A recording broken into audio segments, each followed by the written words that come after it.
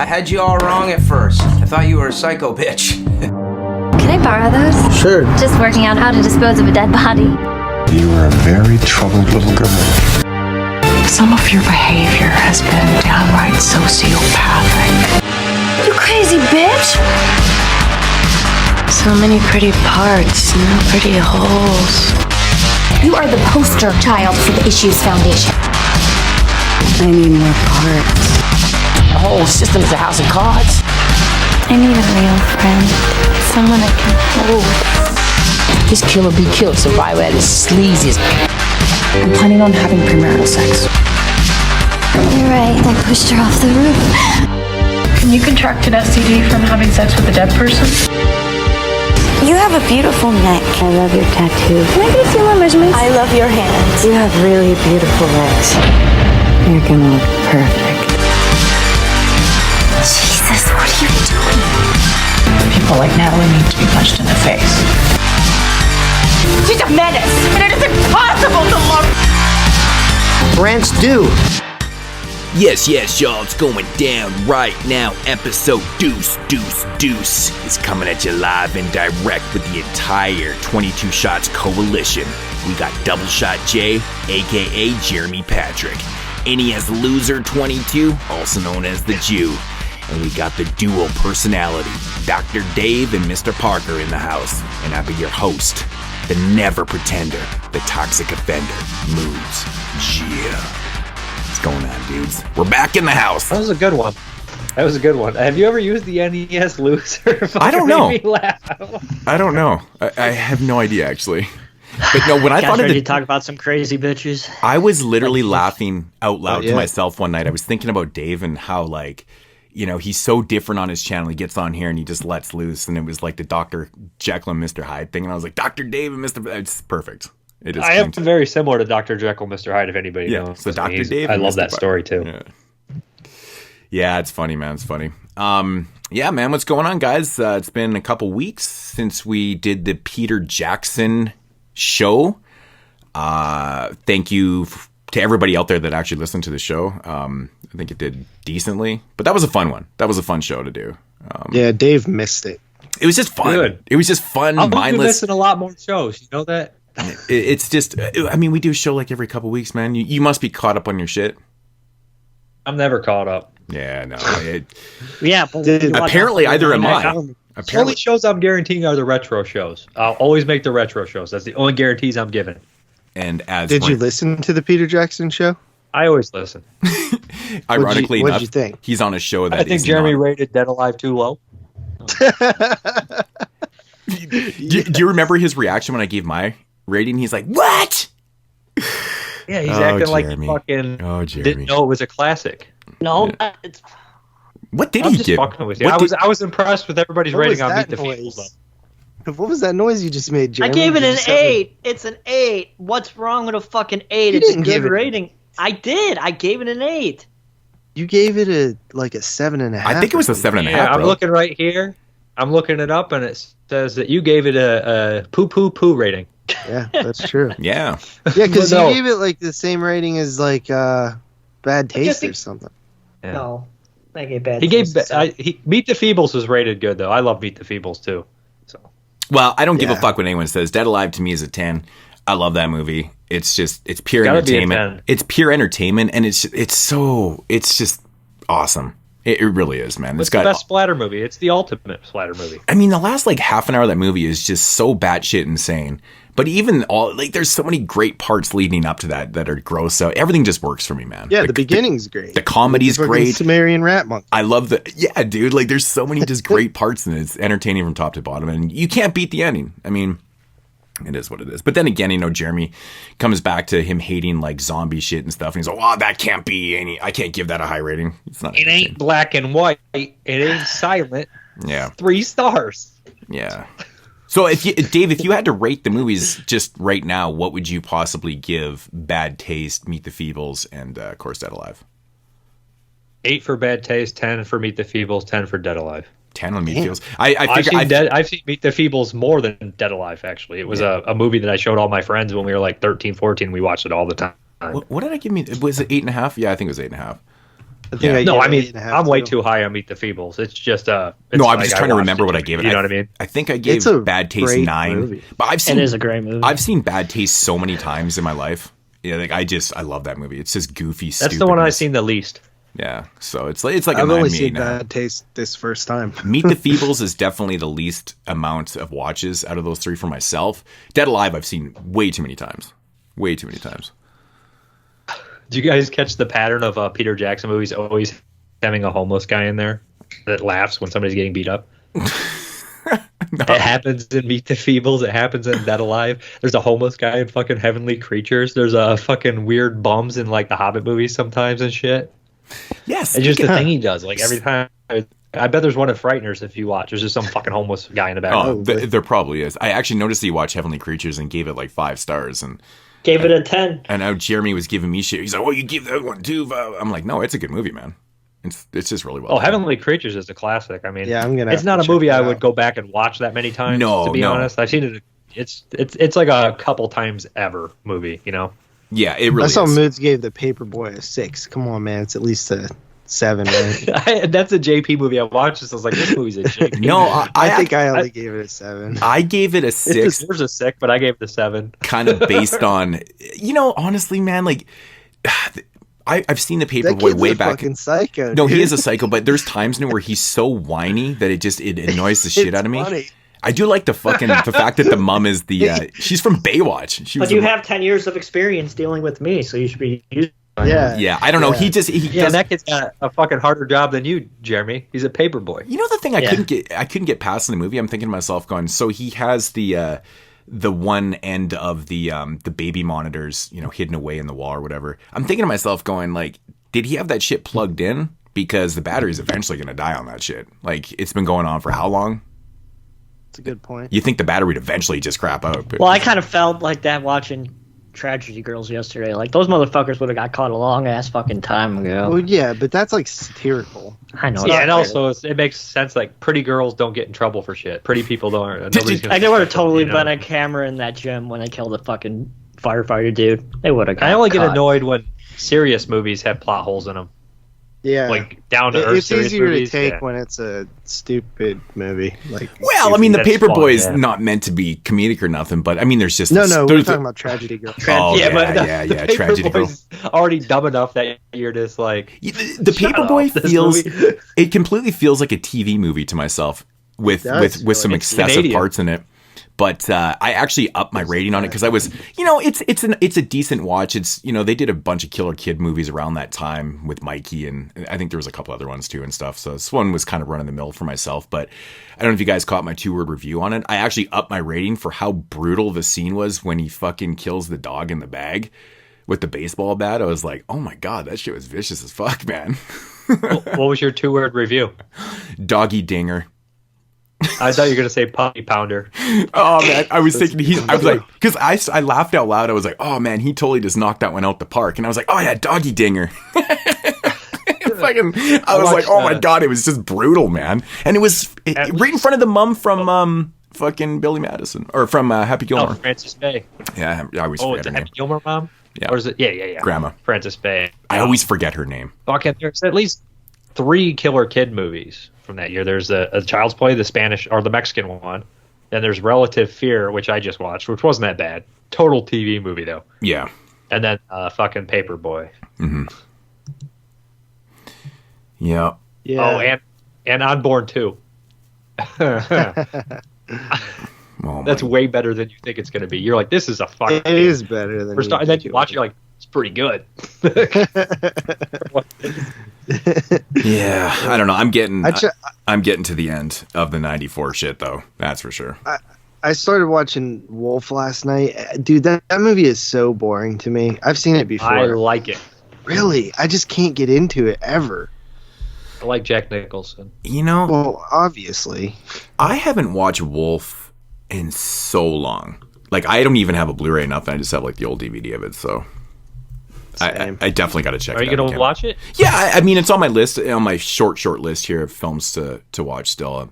I still have Mary Shirley's Frankenstein to watch, and like, I find that movie so boring. Like, I'm I waiting just don't for like the that. 4K. I just don't like that. Is it going to be out before we do the show? Because I know it is coming out from. Yeah, it comes out in April. Is it a 4K or is it just a Blu-ray? It's 4K. Oh my 4K. god, that movie's getting the 4K treatment. It's so. Ugh. The Craft is getting a 4K treatment, and Life Force. Like, Yeah, come but on. I would rather watch The Craft, and you guys know my feelings on The Craft, The than Craft fucking is Mary great. Shelley's Alright. Frankenstein. That movie is so damn boring, and it's like, really, De Niro? What? Like, what the fuck was? Yeah, that's- what happened in that? That, Like, who thought that was a good That's idea? one That of those Frankenstein cases movie where, is like- half genius, half trash. Yeah, dude. All the great elements to make the best Frankenstein movie ever, but somebody Half fucked that genius, movie half up, and I trash, don't know who. All boring. All boring. I blame Mary I Shelley. like it. I One of like the movie. Really? No, One of- Frankenstein's the best book ever, Yeah. but that movie's a fucking mess. That movie's a total mess. There's something Well, wrong she with shouldn't it. have let them. There do is. it. There's so many good She was- adaptations of Frankenstein, and you would think one actually titled Mary Shelley's Frankenstein would be one of the better ones. In fact, it's actually one of the bottom with tier the ones. people behind the Francis Ford Coppola producing, they had the chance to make the ultimate Frankenstein, but then like they don't have the they have a 'cause good the cast. Coppola- Too. They have a great cast. Because Coppola had just came off Dracula, a couple years prior. Dracula's fucking great. And that's a pretty good adaptation of Dracula, for what it is. Awesome and soundtrack, and then you man. go and do Frankenstein and you totally blow that shit up, man. It's like, come on, bros. That Frankenstein movie's missing like 25 minutes. Yeah. guaranteed. Isn't that Like weird 25. though? Because you feel like on paper, with the budget and everything, like you just like, oh, this should be amazing. Right.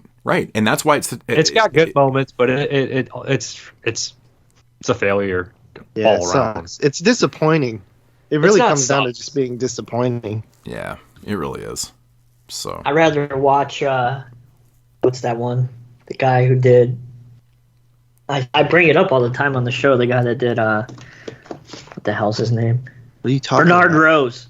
Bernard Rose. Candyman? Frankenstein. Frankenstein. He did one with Tony Todd. Yeah, it's actually pretty good. Oh yeah, Heard yeah, it's yeah. pretty good. Yeah, It I is pretty remember good. that. That was Alchemy before they only released 3 movies and went under. I'll fucking tell you what, it's not better than. I mean, it's definitely better than Mary Shelley's Frankenstein by fucking Kenneth Branagh is 10 times better than fucking Depraved by Larry Fessenden.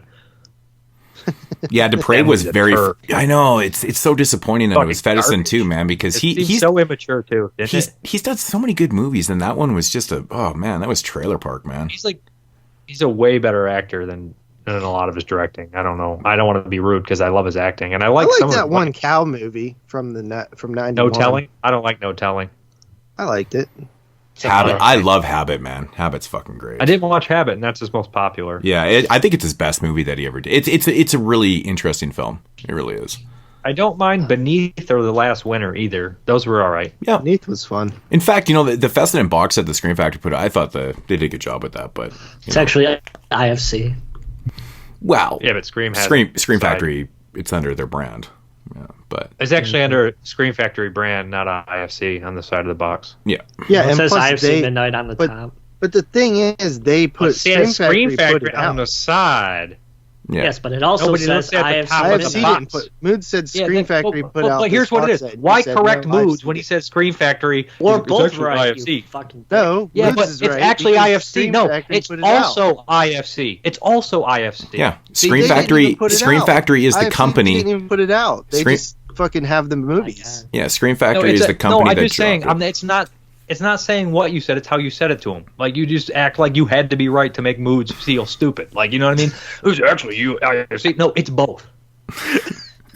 Jesus fucking. Bully Dave. I'm not even trying to be a dick, but this is how you talk to people. It's not appropriate.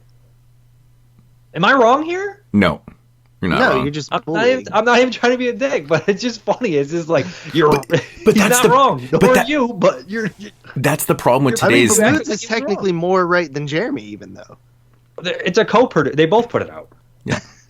But no, Screen Factory actually did the distribution. IFC just sends the movies. Yeah, see, that's what Screen Factory is, the label that puts out these films. So if you pick up an IFC film that's released under the Screen Factory label, they have a deal with the IFC films, and that's why their name is on there too. They provide the film. Do you Screen have it in Factory your puts them out. IFC collection or your Screen Factory collection? It's under the Jeremy? Screen Factory collection. Oh, I thought you were talking to me. Mine too. Mine too. My That's the IFC low collection, because I have them all, and they all say IFC on the top, so I'm putting them with my IFCs, not my Scream Factories. Because you don't have a Scream Factory collection. Exactly, I go alphabetical. So that's why you're like, I have it's a lot of IFC. IFCs, dude. I bought a lot during the buy two get one sale on Amazon a couple years ago. I have a lot. I just do alphabetical. I don't do. How many of those did you watch? I remember I used to buy every IFC and then most of them look decent. Now I haven't seen. I don't really buy them anymore. I know by the year end. There's some hitters in there. In IFC, but it's like there's some shitty ones too. Well, they were the perfect family video buys back before Blu-rays were like really big. Like you go in there and walk out with like 20 fucking IFC titles for like $25. Like I got fucking a steal. Yeah, you just broke Jeremy's heart. I know. I drove past an empty building yesterday. Man, it's sad. the sign's still up. I'm like, that fucking COVID. It killed one thing. It killed the best thing. God, Jeremy, can you break in there and then like not on the all rafters? the lives or anything. No, fuck the lives. They killed. No, Jeremy, break in there on the rafters on the ductwork. Right, Jeremy was here, like Brooks from Shawshank. Dude, I just watched Shawshank the other day, and me and Carly were talking about that. That's like the saddest scene in the whole fucking movie. I saw a car once when I was a kid. Now they're everywhere. Yeah, I noticed that you watched that. I was like, he was watching Shawshank? That's pretty random. watched it twice. It was on back to back. I was like, let's just fucking roll, dude. What? What a depressing movie to watch Hey, the back guy to who back. yells at the old guy in the store about not bagging his groceries fast enough is me. He's just Dude, like, he's Get the fuck out of my way. I don't remember what he looks like, but that sounds like something. I would never yell at him. I would just stare at him. You feel like you didn't cry hard enough the first time. You had to do it a second time too. Who watches Shawshank twice back to back? Like, oh my god! It was on TV twice, and I was getting back in the day. Work. They invented these things called remotes. You could have just changed the fucking channel. Yeah, no. Right? Like, no. I'm sure the next channel. That would require him to get off the and couch. what channel was showing Shawshank twice in a row? It required him to get off the couch. What does he have, a dial maybe? TV? He's like, I gotta go turn it on the dial. Well, no, I sat on the couch at work and watched it. I see. But still, I imagine they probably have a remote. And I bet you the very next channel had a different movie on, too. Yeah. Was this in between you fucking trying to argue with me over stupid shit all the time? That's you. You're the one that's arguing. I'm just sitting there laughing at you getting all mad.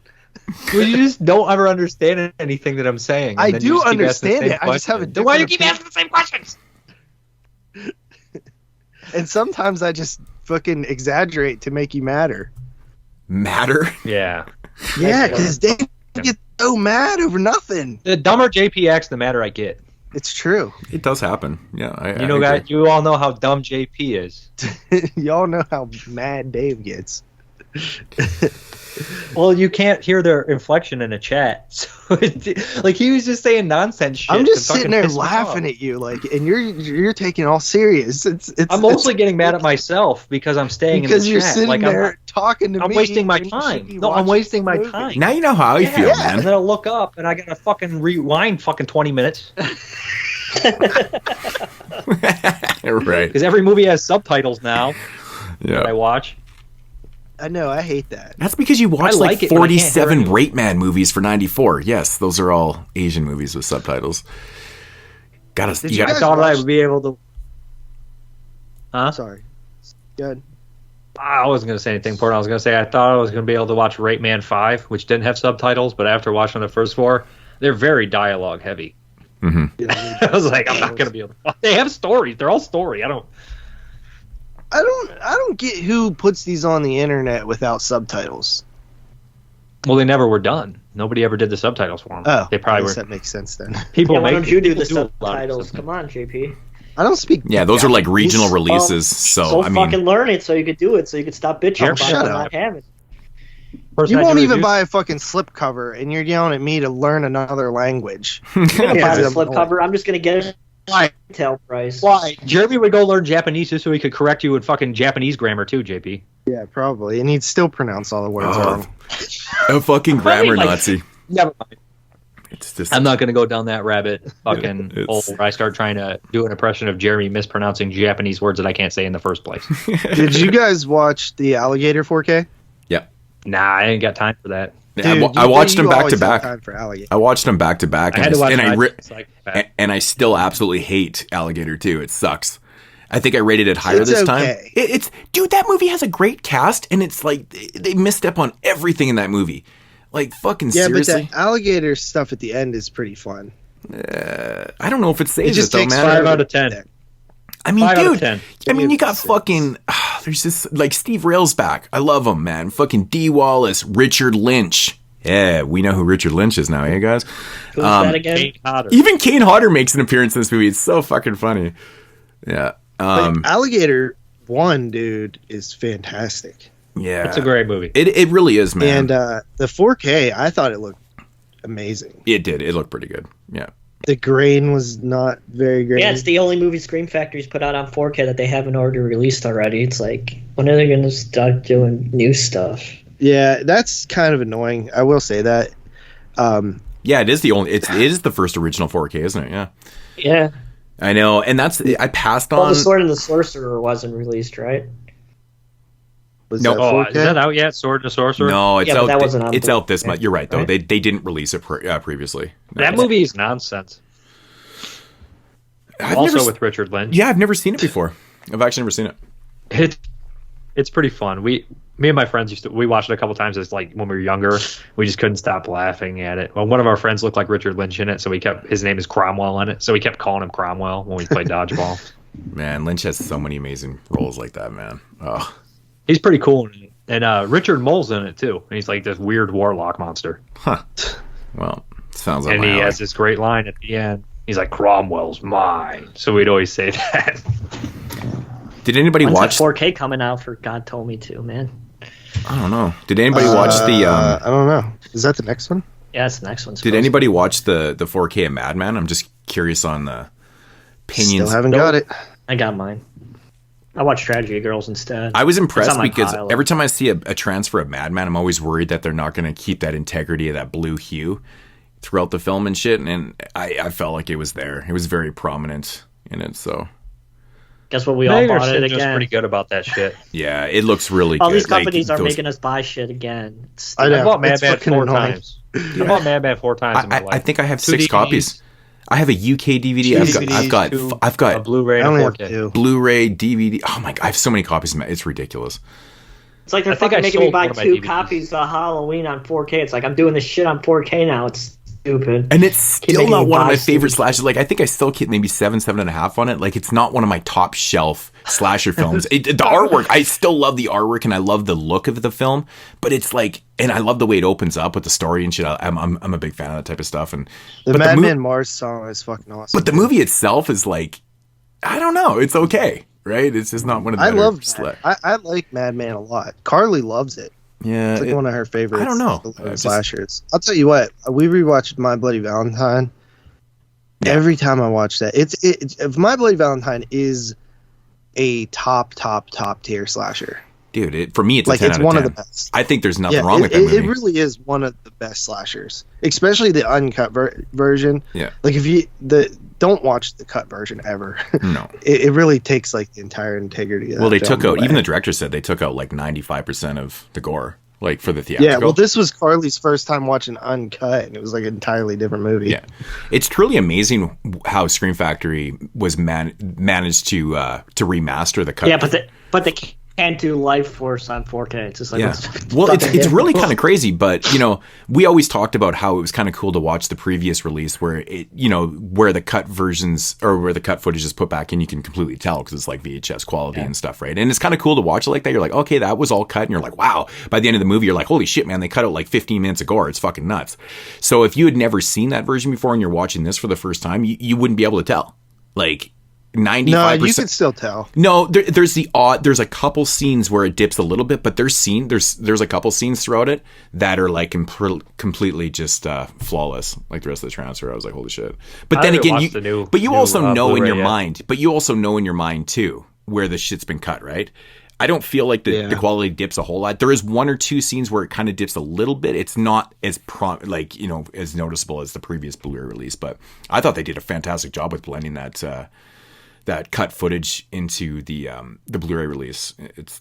Yeah, really it's phenomenal. definitely a great release. I mean, Yeah. like, that's the thing with Scream Factory. They do some good shit, and they do a lot of shit to get on my nerves. Yeah, they do. Yeah. They're very, very lazy when it comes to features and stuff. Like, you know, if you're going to release something under your collector's edition, you know, banner or whatever with a slipcover, now it just seems to me it's just about the slipcover. Because you look at the features on some of these things and you're like, oh my God, dude. Like, House of Wax had like everything from the old Blu-ray. It's like they didn't even fucking do anything. That's such a not upgrade for me. I just had the old Blu-ray. But it's I'm not gonna watch even House that- of Wax one more time. It looks like shit, the old Blu-ray. Yeah, but I'm only gonna watch it one more time. Why am I gonna pay $25? Yeah. I think I got it for like 15 or something. I so probably bought watched it. it a couple more 15 on times it. in my life. it's actually pretty entertaining, man. It is. It's actually I pretty like damn it. entertaining. I know. I remember when. But I just don't. Yeah, yeah, it's decent for what it is, but yeah, no, Scream Factory with they're definitely not like the Vinegar The same Syndromes. transfer. Oh man, and some of these companies that just go all out like with the features and shit, man. You know, those are special. It's editions. interesting now because all their 4K releases, minus Alligator, are the original artwork. So they're not even doing like new covers for them. Yeah, I'm kind of glad that The Thing got put out by Universal because, like, at least quality control, I knew it was going to be a great 4K and it looked really good. So Yeah. and it wasn't very expensive. Well, that's It was not like true 20 because brand new. Escape from LA has problem. Every fucking studio. How does. was that Howling transfer modes? yeah, it looks good. Looks really good. Yeah, Because, like, to me, I feel like Scream Factory is like one of the lesser. They're just good taking with their they're 4Ks. already taking the transfer from the UK releases. It's the same thing. you know, It's it, Scream Factory's it's just so hard on some of these movies though, man, because like The Howling has never been crystal. You know what I'm saying? But it does look good for what it is. It still has the integrity of the like the grain, but it's not overly prominent. I mean, there's nothing wrong with the image. I think it's very vibrant and stuff, but I mean, it's good for what it is. I mean, it's hard. I'm not a transfer expert. Like I can tell if I like something or not, but I have a hard time explaining specifics within a transfer and stuff. You know what I'm saying? It's just one of those things. It's just a Yeah. studio I still think canals. Blue Underground's doing the best ones right now. No, Vinegar Syndrome. I think Blue Underground's better. I think that I don't know which ones I compared. I watched more of Blue Undergrounds, but I'll tell you, Dead and Buried look better than any of the Vinegar Syndrome Blue 4Ks I've seen so Like, far. But even that's probably Toolbox because Dead and merge Buried look never fucking looked. amazing. It always It looked. Always look kind of shitty. It always looked very dark looks and great muddy. in 4K. It always looked muddy. Have you seen the 4K moods? No, I haven't. I haven't been able to get like I said, the 4K Blue Undergrounds up here are just redonkulous with the prices. Like It's they're all like worth the 60 upgrade bucks. on Dead and Buried. You know what the crazy? Fuck the Scanner Cop movies. The Scanner Cop movies look fucking amazing in 4K for Vinegar Syndrome. Yeah. I was like, are you serious right now? Dude, I know, man. I watched 1 and 2 back to back, and I was like, "Holy fuck!" Those are I think great I even movies. messaged someone about it. I was like, They "Man, are these fun. transfers are ridiculous." And like, I have seen those movies before. I used to have the DVDs, and they looked like shit. And I just couldn't believe what I was watching. The Canadian DVDs, like the Warner Silvel, Yeah. Seavell, or whatever they were. Yeah. And I think they were I had full those screen too. and like super, like, you know, glorified Yeah, VHS transfers and shit. But this was like beautiful. I couldn't believe, considering how low budget those movies are, right? You know, you think that the transfers just wouldn't be They're that just good. gory TV movies almost. Yeah, you know, it's absolutely crazy, man. But, you know, it does make me want, like, you know, with The Howling. I mean, The Howling isn't, like I said, you know, have you ever seen a crystal print of The Howling? Like, it just kind of has that look. Kind of has that low light and shit. Most of it's in the dark, right? So, you know, but I feel like there's a lot of soft focus in the Howling. yeah, it's for sure. Yeah. It's been a while since I watched the Howling, though. But I think Blue Underground's the best. Vinegar Syndrome's like right there, and then honestly, like that Synapse Blu-ray of, Synapse 4K of Suspiria is one of the best releases for me. Yeah. But they've only done that so far, and I guess Phenomena And Demons. Oh yeah, they did do Demons. Yeah, Yeah, that was a really Demons good look one too. The Demons look so good, man. Yeah, Oh my yeah. God. Synapse is doing really good ones. I put Arrow Arrow did next. really good, too. I like always- Arrow's Collector. I always said that Synapse was one of the best restorers, though. Like, their Blu-rays, even their old DVDs look really good. But when they started releasing Blu-rays, I was like, holy fuck, man. Like, these things are Yeah, ridiculous. besides Deadly Spawn. That's why it takes them so fucking long to put They shit never put out. Deadly Spawn on Blu-ray. No. I know, it's so annoying. Yeah, It was just the a Deadly DVD. Spawn Blu-ray is another Oh, company. it's just a DV. Yeah, no. Yeah, the DVD Somebody they put out, released the Blu-ray, but it's like Blu-ray ass. was the elite, and they just like brightened up all the. All it is the old DVD just brightened up. Yeah. Yeah. Upkeeped it, man. It's brutal. But that's definitely a film that we need. We need a Blu-ray. Great. We need a Blu-ray. Yeah, for I that. love Deadly Spawn. Oh, me too, man. It's one of my. Oh, I love that movie too. It's so good, dude. Deadly Spawn is my one of the favorite fucking movie from '83. To be honest, I don't think I like one better. Yeah. Honestly, '83 is not that strong. I think Deadly Spawn is the one. I'd have to look at '83, but I know that was starting to downfall. Definitely slasher wise, better than it. But When did Christine Sleepaway Camp? Sleepaway Camp? Christine is up there. Videodrome. I think Sleepaway Camp's. Oh, it is '83. I think. Videodrome, dude. Oh yeah, Videodrome. Deadly Spawn over Videodrome. Psycho 2. I could see There's that. some good I could movies see there. Dave having that over Videodrome for sure. It's just his personal preference, right? It's creature feature and a good one. Yeah, it's also one I'm more close to. I've only seen Videodrome a couple times. Mm-hmm. Yeah, not the strongest year in the 80s, but there's definitely some good titles. Cujo, Dead Zone. Angst is there. Oh yeah. it's so Angst. fucking good. Yeah, it's a good one. It's a goddamn Fucking- good one. The Keep.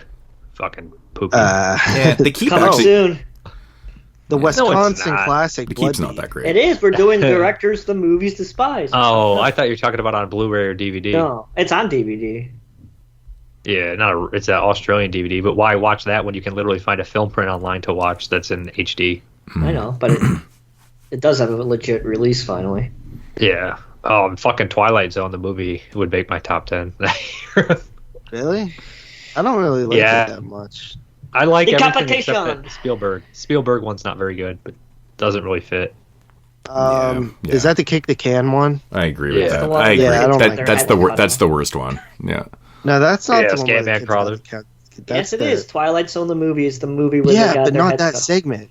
I know, not No. that segment. It's the fucking Vic John Morrow Landis segment, the Nazi, the fucking racist segment. It's Vic Morrow who gets his head hacked off Yeah.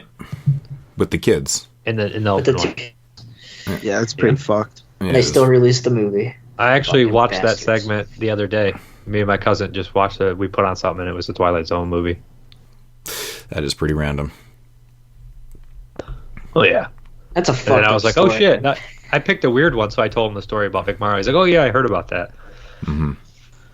It's pretty messed up. It's a fucked up story, dude. It's Yeah, they did disgusting. that was on the cursed films for the Shutter. I would hope You know, so. John Landis, when that came out, was like, God damn it, they're doing this again. Because people, they don't remember, and then they bring it back up, and he's like, fuck. Dude, yeah, That I working mean, for the that's next pretty 10 years. horrible, dude. Yeah, especially in today's world, man. You don't want that shit being dragged back up. Yeah. Dude's gonna When- get when you fucking. canceled He's gonna for get saying canceled. Stupid shit online. Yeah. Yeah. It's really Paramount's fault for releasing it in the first place. Yeah, They it's, should've it's about the money though, man. canceled They had They money should've into the just canceled film. the movie. Yeah, they had money into they it, and they're should've- like, they we need should've- to recoup our investment here, so we're gonna, we got to They release should it. have cut man. that short out, had some other director film one and put it there. That's what I always Yeah. thought. I can't believe they even released that. This is crazy. But I could see the movie because the shorts are all done differently. But I mean, come on. Yeah. Yeah. They got in That's trouble weird. for that shit, so it's not like they didn't not get in trouble. It's also weird that it's Vic Morrow. It's like a real, like a semi. He's like a good actor that everybody knew too. Right. He was a good. Tons of cult films. Yeah, man. you would almost think that it would be more of a talked about thing, even today. Yeah, like those should have been stunt people. Oh, definitely. Yeah. Kill the Fucking stuff. John Landis is a fucking moron. Like, if I ever hear that guy talk, Master he always Horror acts like John he- Landis. I like his movies, I do, and he's very smart when he talks. But like, if he ever like somehow I ever gotten a point when he insulted me, I'm like, you killed 3 people because you're fucking dumb. That's all I say. That's the end of the story. You literally thought you were smart. You Oh could my film a God. helicopter inside a boat. Oh Killed my people. God, that's I so would never bad. say that. I like his movies, and I would never be rude to that. People bring that shit up to him for no reason all the time. Do they really? I can never do that. Yeah, that's like asking. up. That's like asking a veteran, like, so did you kill anyone? You know I, what we I were, mean? my cousin made that same joke. We were like, "How was it?" You killed anyone? Just imagine if you're shooting something and you're that must be in his head forever. Seeing three Probably. people's heads get cut off. Well, yeah, of course. It's definitely something you don't forget. Use kids, actual kids, and a famous know. actor. I don't know. Fuck. What are you fucking thinking? This isn't Jackie Chan. Fucking Vic Morrow. This is fucking 55-year-old man. I know. It's like somebody's dad running through. That was Jennifer Jason Leigh's dad. Dude, That's fucked up. It happens. And he's in a shitload of good movies too. He is, man. Yeah. Dirty Mary, Crazy Larry, Humanoids from the Deep, fucking that weird post-apocalyptic Italian movie by Ennio Cascolari. What was it? The first one. The first one. Not Bronx Warriors? Is it Bronx Warriors? No. Escape from the Bronx? There's 3 of them. Yeah, no, Bronx Warriors, I think, is the second one, I think. Escape from the Bronx Part 3. What's the fuck's one? Oh, fuck. Stupid Fred Williams. Oh, no, Bronx Warriors is the first one. I think Escape from the Bronx is the second one. Right. Yeah. Well, there's a third one. I Yeah. don't know what they're all called. Yeah. Escape is the second one, and yeah, Bronx Warriors they're is called the the first one. Bronx Warriors trilogy. Yeah, Bronx Warriors is the Yeah, first but one. nobody- Escape, and then the third one. I fucking just recently. I know. Fred Williamson's awesome. That's Vic Morrow in that, isn't it? And yep, he is. Are we Yeah, going to do he's al- something? he's Are we also- supposed to have, like, we got knowledge or something? He's also in. Well, He's also in The Last Shark, though, too, right? Oh, fuck yeah. Precautions were made. Yeah, man. I love the Robert Shaw impersonation. I only remembered that because I think what did JP the other day? He said Alligator might be the best Jaws ripoff, and I was like, when I think of Jaws ripoff, sometimes I mostly think of just shark movies, but I think of The Last Shark because it is like a straight up Jaws ripoff. It's actually like a shark. It's actually the best shark. It's the best Italian ripoff. Like all the people are like, we like deep. It's like we like Cruel Jaws. It's like Cruel Jaws is objectively a shit movie. Yeah, I'm not even trying to they be like funny. It's just, Contamination. it's bad. Yeah. Contamination is not a Jaws ripoff. No. it's a- The Last you said Shark Italian ripoff. is like Yeah, a you said straight up Italian. Jaws. I meant Italian shark movie. Sorry. Yeah. I Italian meant shark. Italian shark movie. Ugh, Cruel Jaws. Last Shark's a great movie though. It is. It's actually a pretty good movie. Yeah. I like Alligator more. We're talking Yes, about we know. Italian. Well, Moods was talking about fucking Jaws ripoffs. Yeah, and then I brought up the fact that I'm talking about actual shark Jaws ripoff movies, and I'm like, Italian. Right. Last Shark is Well- definitely up there. Never mind. I'm not going to go there. But Oh yeah. So we wanted to shout out Mikey Fish's Indiegogo campaign, right? About fucking Right. time, JP. Yeah. Well, I was waiting for you to cue and tell us to move on. So Mikey Fish, big supporter of 22 Shots, has been for a very long time. Actually, one of the maybe 2 Jeremy fans out there. So he, this was what, like a year or 2 ago, he made a fake trailer for a movie called Up on the Housetop. yeah, Which was really good. It was a really good fake trailer. I was like, wow, you should make that. So I guess Look at JP trying to look like he made the fucking happen. No, Put that in that's there. not what You should make that, and then guess what? They're fucking making it. this is on the Okay, same yeah, level you're of right. JP It wasn't getting me. Joe Bob back. I on think the it air. was you. Yeah, Joe You Bob. should get it. You Yeah. should get an executive producer credit, JP. And also, I got, just so you guys remember, I got Shudder on Xbox. On Xbox, yeah. Yeah. Right, He did. right. That's I right. talked to Joe Bob the other day. I gave him a call and asked him about JP, and he knew who he was. Yep. I don't think get that shit on the fucking PlayStation, man, I or just know. general because apps. PlayStation's ass. What I about buy a general Roku apps? You know, just like so I the can get apps the you can have on your 4K player and your actual players and shit. Like, where the fuck is Shudder? Come on. Well, that's I because, got it on my dude, TV. Xbox is the king of like integrating non-gaming shit. But Shudder's been out for so many years. You think they would have more options for using You their don't have app? it on your TV? It's right on my TV. It's on my TV too. It's on Roku. I have Roku. It's on my Roku, my Xbox, my fucking Amazon stick. It's on We my pro- Amazon Prime stick. We probably can't get it on the Fire TVs up here. That's probably why it's not there. So Is there any movies from 2022 that they've released so far? I don't even know. Yeah, there's a couple. I haven't watched any of them. But up on the housetop, Indiegogo campaign for the boy Mikey Fish. I got to say that poster they came up with is pretty sick. Not gonna lie. Yeah, it was good. I liked it. That's very cool. Yeah. But yeah, I think they're just doing a short film here for this. Yeah, just a short. Hoping that it might, spark some interest once they show they know what they're doing. There's like a ton of information on the Indiegogo. We'll link it in the description.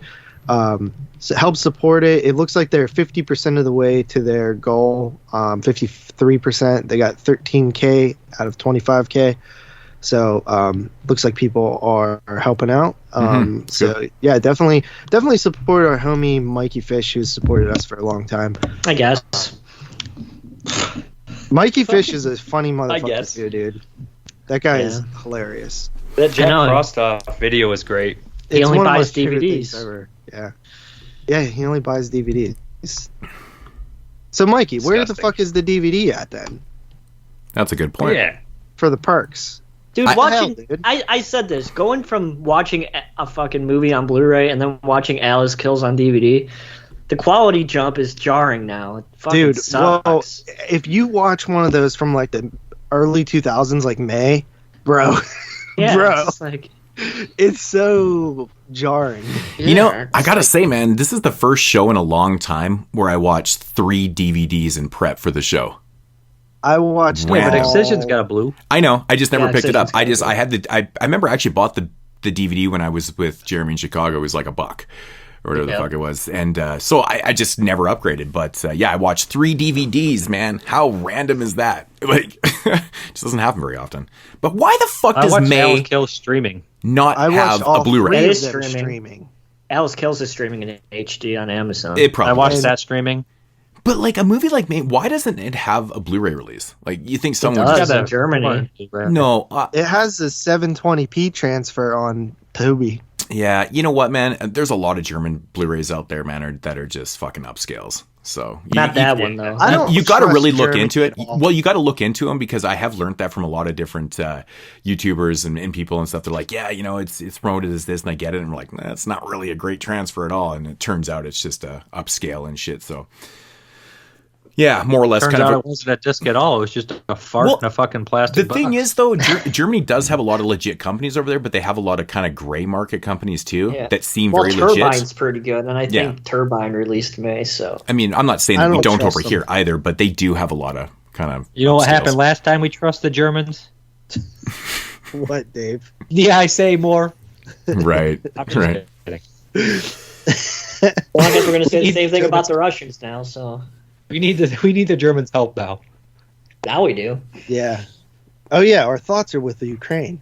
Yeah, I wanted to do a Ukraine show next week, but I couldn't find 3 Ukrainian horror movies. Is there 3? No, I looked. I was like, man, it'd be cool. We should do a top 3 Ukrainian horror movies show next week, and I couldn't find 3 Ukrainian movies. I was like, well, I'm not going to pick Russian. Fuck that. You could find Ukrainian directors, possibly. Yeah, maybe. That's crazy, man. Couldn't even find 3. Interesting. World War III, bro. It's going down. I hope not. It's not. I would prefer to not go to World War III. No, I don't think it's going to go that far. But yeah. All he has to do is push one button. Guys. Dude, if he pushes one button, we're probably going to all die. I know. That's why. I swear to God, I'm going to be so pissed if we all die. Well, that's what happens when you let people fucking run your country for 30 fucking years and they're like over 70. Here's what I'm saying. Like, you have to be 35 to be president in the States. But after you hit, they're like, we're against ageism, but you can't be you have to be older than 35 to be president. And then they're like 78 and they're like, you can't say anything about my age. I can function. It's like, get your fucking old ass out of here, motherfucking grandpa. No, it is. We've talked about this before, but it's super weird that we don't even we worry about taking license away from really old people and like we let them run the country. They should. What the fuck? Don't give a fuck what people say if I sound like an asshole or not. You should not be able to run for president if you're 70 years old. I don't give a fuck. I mean, I don't care where you're from. that has got to be the sketchiest thing in the world, though, man. Like, you're so old. Yeah, you but can't... look at Trudeau. He's young, right, Moods? Yeah, he's like in his mid-40s now, but... We should get the Ukrainian president, man. Yeah. That guy seems cool. Yeah, that guy's a badass. Yeah, that guy. Yeah, like I heard he's a comedian in real life. Yeah, he was an actor. He was an Yeah, actor. let's get one of those. Yeah, we see did. the His name was Ukrainian Donald politicians. Trump. Like they're He fucking ex-boxers, sucked. like the Klitschko's. The Klitschko's a fucking mayor, and they're out there with like fucking helping the people literally fight. And our fucking Yeah. politicians, like Ted Cruz, is like, my power went out. I'm leaving the country. Big fat pussy. I don't care. I'm not talking Republican or Democrat. I'm just talking Ted Cruz, big fat pussy. Period. Yeah, He got a lot of shit Ukrainian for dude, that. fucking the shit. Yeah, he's sitting there. He's drinking beer with the fucking army guys, and he has a fucking. He's like, I ain't leaving, AK-47. bitch. Yeah. Our presidents can't even tie their own fucking shoes without shitting their diapers. You know, that shit isn't always what it's cracked up to be, though, man. I mean, this guy was an ex-actor and comedian and shit like that. You know who else was a fucking ex-actor that ran Donald United... Trump. What? No, I'm talking Donald Trump. full-blown actor. Reagan. Ronald Reagan. Remember the crack era? Oh, boy. Yeah, but hey, It's not all it's Ronald cracked Reagan up at least to be, went is down the it? Berlin fucking Wall. Yeah, Ronald the Reagan. Berlin Wall went down with Ronald Reagan. Yeah, Reagan was okay. I mean, I'm not saying No. I wasn't even alive then. So who? I mean, his policies fucking all presidents' policies end up fucking us. No, I'm talking about And the there's a lot fact of that bad like presidents. they tried to cover up the fact that they were like flying drugs into the country and shit like that. I mean, that shit's been proved that they were doing that shit. It's pretty crazy, man. Like that's pretty fucked We up haven't had a stuff. good president since Abraham Lincoln. Okay, Right. Like- I'm gonna say it. No, Here it is, the war on drugs, but they're the ones that brought all the drugs into the Isn't country. John F. Fuck's Kennedy sakes. pretty respected? FDR was good. Yeah. FDR and also Teddy Roosevelt. Got to get it up for Teddy Yeah, Roosevelt. but FDR was after Teddy, so. Yeah, I'm just saying. we've FDR had some actually did a fun dig on on Oak Island, man. He was looking for the treasure on Oak Island. I don't know if you guys ever seen that show, but he was one of the guys that was actually looking for the treasure. Yeah, what season are they on now? 78? Season 9 right now, I think. How many seasons? Anyways, Can they well, just find the Vladimir fucking Putin's old treasure? as fuck. Well, they've been doing it He's for old 10 as years. fuck, and he's a fucking dictator, and he probably's got dementia, and he's probably like, I want to go back to the Soviet Union days. I don't care what it costs. Well, Where of the course. fuck is South Park when you need them? Of course. It's on. New season's on Wednesday. Are they going to talk about the Ukraine? Knowing them, I wouldn't put it past. Listen, here's what we're gonna do. We're gonna hire Fedor Emelianenko. We're gonna pay him a lot of money to sneak in because he's respected by Putin. He's gonna take him out. There you go. He's gonna put him in a fucking armbar. So is Khabib. Those guys probably love Putin, to be honest. Well, Connor was talking shit on Khabib's dad, right? Because like You don't him do and him and well, this was before he was dead. Yeah. Well, I think he talked shit on him after he was dead too, but this was before. That he was doesn't surprise dead. me. Connor's about. He's classless, dude. He is. He was a taking lot shots of his lately. whiskey and he was talking shit, man. He was just talking shit. So Well, that's what happens when you're coked out beyond your fucking mind.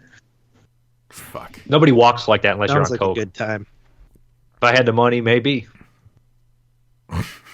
But Yeah, anyway, fuck Putin. All right. Dude, you're gonna get us. But, yeah, you know, in Russia, you can't even say you hate the president. I You know. can't even say it. You have to act like you like him no matter what. Yeah, honestly, true. And the people Well, that I are think those people protesting have- are like, you guys are so fucked. Like, I Their lives appreciate are the over. cause, but like, you guys are gonna get fucking. This is treason to them. Yeah, you're gonna Yeah. wake up in the bottom of the river. Yeah, it's fucked. all right. Well, Those that's people enough. have all those. That's enough politic talk because I don't like that Yeah. shit. I don't like Yeah, politics. none of us politics. do. It's fucking world news. But it's Well. it's political. It's very much Well, politics. Fuck communism. Well, who's listening to this show who's like, they're talking shit about my boy Vladimir Putin? If you like Vladimir Putin, get the fuck off the show. No, I'm not talking You know about what I anything. mean? I'm Yeah, I not think talking we're about allowed to talk about specifics. other I'm just countries' talking about politics in It's not allowed to general. Talk about our own. I hate all politicians. I don't want to except hear anything. Ukrainian I don't want to hear any politicians. Canadian politics. I don't want to hear any. I don't fucking care, man. Just don't care. It's all bullshit. But should we get into the show or what? Into this We haven't started the show yet. group of bad bitches? I don't know. I don't know what we're gonna call this episode because people are gonna get offended if we call it bad bitches. But I think it's actually a good title. No, bad bitches is kind of a compliment, I think. Like, you're bad. Because they are some badass bitches in Well, we these were in these talking three about movies. Psycho at first. Yeah, no, I think That bad sounds bitches. bad. But Bad Bitches works. It's a good alliteration. I don't think we can put bitch in the title. I always talk in alliterations, and you fucking know that. That's how I review everything. If you spell it with Z, it's okay. Duh. Yeah, it's acceptable then. I spelled it BYTCHEZ. Don't say Zed, dude, please. That's what they say in Canada. No, it's horrible. I actually don't, and I do that purposely. I always say Z, and people always make fun of me. They're like, "Why the fuck do you say Z?" And I'm like, "Because that's how I was raised to say Z." I don't understand. Why do you say Zed? That's a word. I don't even know where that came from. I'm saying like certain Canadians, like what Zed? It must doesn't even make sense. I know. See, the thing is, when I'll tell you whose fault it is. When I was growing up, we were taught to say Z. I think it changed later on in my growing up, and I didn't even notice. Right? So Power Rangers was really popular over there. Lord Zed. I never watched Lord Power Zed. Rangers. Never watched Power Rangers. That's why you don't say Lord Zed. There you go. But yeah, we're gonna get into these bad bitches here in a minute. So we'll be back.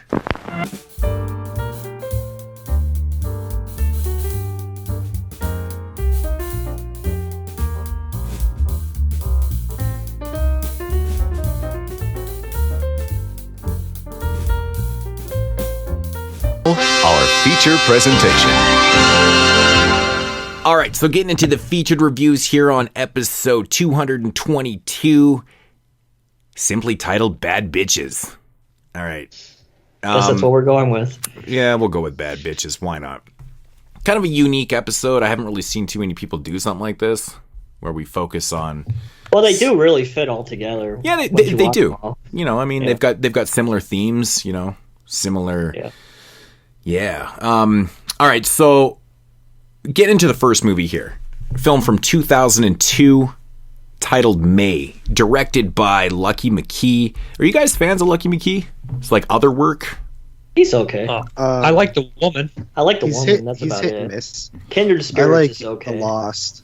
Kindred Spirits is okay. He didn't direct The Lost, did he? Did he? No. No. The Lost is great. The Lost is great. He directed The Woods, Ketchum, which I think I remember kind of digging. It's okay. Yeah, like I turned off All Cheerleaders Must Die. I can't stand that movie. Yeah, that movie sucks. All Cheerleaders Die. I actually don't mind that movie. It's okay. You know, honestly, I'm not like a big fan of The Woman. Everyone knows that. I mean, we had that in an intro for years. I'm not the hugest fan. So yeah, he's very hit and miss with me, but I really like his episode that he did for Masters of Horror, Sick Girl. I thought that was pretty cool. So yeah, Sick Girl's good. He just doesn't have a huge filmography. He's done some shorts. Ding Dong from Tales from Halloween was okay. It's not like one of my favorites. It was all right. It's okay. And then his short from December, which I don't remember because out of 25 shorts on that anthology, I think maybe 4 or 5 were memorable. Good. Yeah, it really wasn't a good movie at all. No, man. I think do anthologies like that. The animated one was the best one because it was shocking and brutal. But the rape one? Yeah, dude, that one's brutal, man. Yeah, that one was. They made it rape animated one. Dude, it's nasty, man. It's like yeah, it's like child rape, isn't it? Yeah, it's pedophilia, man. It's brutal though. Like you just can't Santa even believe you're fucking raping the little kids. Yeah, it's nasty. It really sticks out in this anthology of a bunch of shits. But yeah. Anyways, May. Quick little synopsis. A socially awkward veterinarian assistant with a lazy eye, an obsession with perfection, descends into depravity after developing a crush on a boy with perfect hands. All right, so our lead in this His film... hands aren't even perfect. All right, just get it out of your system and say I'm May. Just get it out of your system. I was watching this fucking movie going, these guys are going to fucking just... May's too cool. Nice. No, yeah. you were May. You're not May. You were May about 4 or 5 years ago before you gained like 80 pounds. But yeah, you were that skinny little Angela Bettis for sure. Except for she is better. No, looking. but I felt bad for May. I don't feel bad for her. No, it's the socially awkwardness of her, and you know, So Angela Bettis is like casted perfectly in this film. She plays this socially awkward character so damn well. And I even said that too when we talked about the remake of Carrie when she was cast as Carrie, and I was like, it's perfect because she's literally that type of character, right? We also got Jeremy Sisto in the film too, and I always thought that Jeremy Sisto was like he would have played a perfect Jim Morrison. He just reminds me of Jim Morrison. Like good choice. Yeah. Right? Well, guess who's new movie? I have no idea. No, I don't know. No, Cole Duder's new movie. Is he really? Yeah, he's the star. Oh wow, What the hell? crazy. And we got James Duvall in this film. We'll talk about him in another movie too, which is just kind of weird. Yeah, that we put these movies together and he kind of demises the exact same way. It's pretty trippy. And Anna Faris, man, Anna Faris shows up in this too as like a lesbian. We also got that fat guy from Borat. Oh yeah, the fat guy from Borat. Yeah. Anna Faris is I've ever seen him in. Yeah. So the cast is pretty good in this movie. But really the shining star in this film is Angela Bettis playing this socially awkward character, and she just like right from the opening scene, dude, it's just incredible how well she played. You know, like when you see something awkward in real life, you know, like a total train wreck and shit, and you feel bad, but you feel embarrassed for those people, like, you know, how you get that embarrassing feel and shit. That's how I feel when I watch this entire movie. And that's impressive. Like you can't watch it, right? Yeah. Like it's rough. You hate it. It's impressive to pull off something like that for like 90 minutes. You know, it's just incredible, the performance in this movie. And I always thought like, it's just highly underrated because you don't really, you know, when you talk about great performances in films and shit like that, certain ones people mention and stuff. I don't think I've ever heard anyone mention Angela Bettis as May before. I think it's when we did it on the summer series, I made a huge deal about how good her performance was. Yeah. Were you on 2002? No. Wait. Oh. No. I don't think I was the actual adjudicator on 2002. May and was it came picked, for right? me picking. Somebody wanted Dog Soldiers. It was May and Dog Soldiers, and you guys picked May, whoever was on there, and I stuck with May. Yeah, that's smart. Right. Yeah. I mean, it was a tough choice, but I was like, yeah, May is a great movie. Is so good, dude. Like, I mean, even like her mannerisms are perfect. Like when Angela Bettis is on, dude, she's fucking great actress. It's a good script. She actually scared me. She scared me in this movie. Like, she made me, like, when she's staring at Jeremy Sisko and he's just, like, confused for a while she's staring at him. Like, later on, after they, like, started a relationship. Yeah. She it, like, bothers me. Like, I'd be like, get the fucking... She literally looks like she's just fucking terrifying. You know and you know what I like about this movie, too, is they don't... Like, Jeremy Sisko is actually, like, not a bad dude. It's not horrible.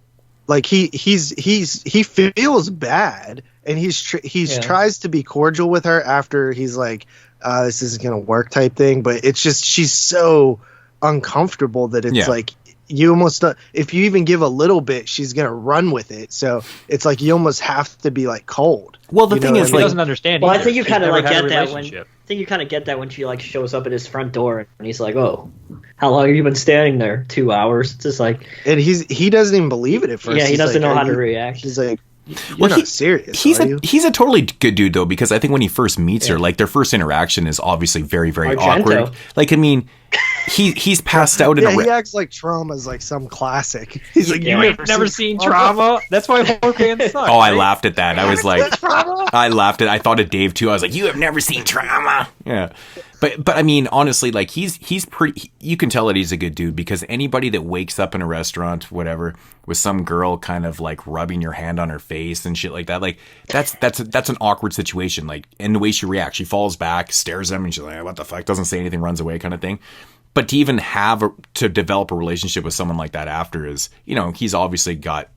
You know, he seems like he's a good dude. He's a good dude, and you can tell even when they start the relationship. Weird. He says that. Yeah, even when they start the relationship, like into it. I'm like he's weirded out by her. Like he's weirded out by her, but he still sticks with it. And I like the scene where he's showing her the short film and stuff, and he's watching her reaction, and like it's funny because like he knows that it's kind of a little bit graphic. You know, he's cutting off or biting off the finger and stuff, and he's watching reaction, and she's just like loving it, getting off on it. She overanalyzes it though. She goes, "Well, that's kind of unrealistic." Yeah, I just love that. I love that scene though. Well, yeah, she's like, "Well, I don't think that she could have actually bit off his whole finger with one bite."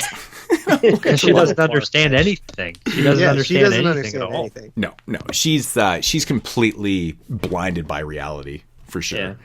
And you know what I love about the movie in a way? So if you want to finish, go ahead, Mose. No, go ahead. Yeah. I was just going to say, I love that the horror fan is so intrigued by the dark and like macabre, but then when he gets too close to it, he's just like, oh shit. Like he doesn't want the real thing at all. But I think a lot of us are like that though. You know, I think Nobody wants to. Right? Like we sit there and love, like, you know, these massacres on screen and shit. If you saw that in real life, dude, you'd be like, no, never again. Right? Like, I'm going home. Right. It's just, it's very traumatic and stuff like that. Well, I don't think, like, going back to Twilight Zone, the movies, like, John Landon was like, yeah, I want to see somebody's head get cut off again. That was awesome. Yeah, I'm sure that was not a thought. Yeah. Yeah. But, like, for example, though, to speak on that is, like, when they're talking about what she does for work, and he's like, basically, like, oh, I like dark stuff, and she's like, oh, well, check this out, and she starts telling about the dog's guts that burst open and shit, and he's just like, that's. But would you have left though? Like after that, it's like, would you have still called her after that interaction? Probably. It's not even the story though. Like, I mean, obviously the timing of the story is a little bit off because he's like eating and shit, but it's the way she tells the story is so perfectly executed because he notices that she's smiling and getting off on the story, like she enjoyed it. Right? Yeah, but I think it's a part of her enjoying it, and then a part of her thinking that that's what he wants to hear because he said, because she takes everything literal. Yeah, you know she like she doesn't understand that. The setup in the movie is actually really brilliant because she is quite blinded by reality. She has no idea what other people want and you know what they're, you know, I mean that's just not normal to be getting off on shit like that, right? But I like the setup with her, like, you know, her cross-eyed or stigma or whatever the fuck she had with her glasses and stuff. It's kind of a good metaphor for exactly how she is in the real world. Like she's kind of blinded by reality, right? Hence, you know, her, whatever you call it. What do you have that when you have one cross-eyed and then they fix it with glasses? Astigmatism? Like a lazy eye. Well, that's what I thought. Yeah. She had a lazy eye, but I think there is a technical, maybe it is astigmatism. Astigmatism, isn't it called astigmatism? Yeah, I think that's what astigmatism. But anyways, or is that when your eye shakes? That's when your eye rattles by itself. I think that's what Franklin Gella's got, and that Prute Taylor Vince guy, I think, is astigmatism. But anyways, regardless of what it's called, it's kind of a nice setup with her eyes and stuff and how she is actually kind of completely not seeing reality properly. But yeah, no, this is there's so many scenes in this film where you watch her performance and you're like, it's so damn perfect. You know what I think the most ironic thing is though? Like her breaking point in the film when she's in the apartment and she's pretty much had it and she throws that ashtray at the cat and kills the cat. And then that's when everything like just like she completely kind of snaps and stuff, right? And her demeanor goes from super socially awkward, like shy and can't look at people and stuff like that, to almost being normal. Now she's got her head up and she's kind of looking at people like she's wearing that dress. She shows up in that dress. And, right? Like when she's and all of a sudden her whole demeanor changes and it's like she went from being awkward and weird and shit to like crazy but almost normal to people. It was weird. It's such a great transitional. Well, she also loses sympathy there. Like she loses all sympathy from me because in the whole movie you feel bad for her when she kills the cat. Sometimes it's weird, like people always feel bad for people who are outcast, but a lot of times outcasts are not good people either. No That's the thing that people forget. They always think that, like, and I know they're created by society in a lot of ways or just bad upbringing, but at one point you're just like, well, I think we got to cut ties with this person throwing ashtrays at cats and shit for no reason. See, that's one thing about this film it's very interesting. I think that she was always mentally bothered and stuff. Like she was obviously so socially awkward that like she basically kind of raised herself with her dolls. And I always said that people that have too many doll thing. It's like that's the one thing with the movie with the doll. It's just like it's there, but I don't feel like it has much meaning. Well, no, it does. I have a couple theories on it, actually. The cracking of the glass is her. It's a metaphor. She's like, dude, the cracking of the glass is like it's perfect. Yeah. It's so her mind is cracking, the glass cracks. And she might be mentally doing it. That's why it breaks with the kids and stuff. And at the very end, either she's imagining the doll touch her or she's using her mind to move the doll to touch her. She made her own friend and she.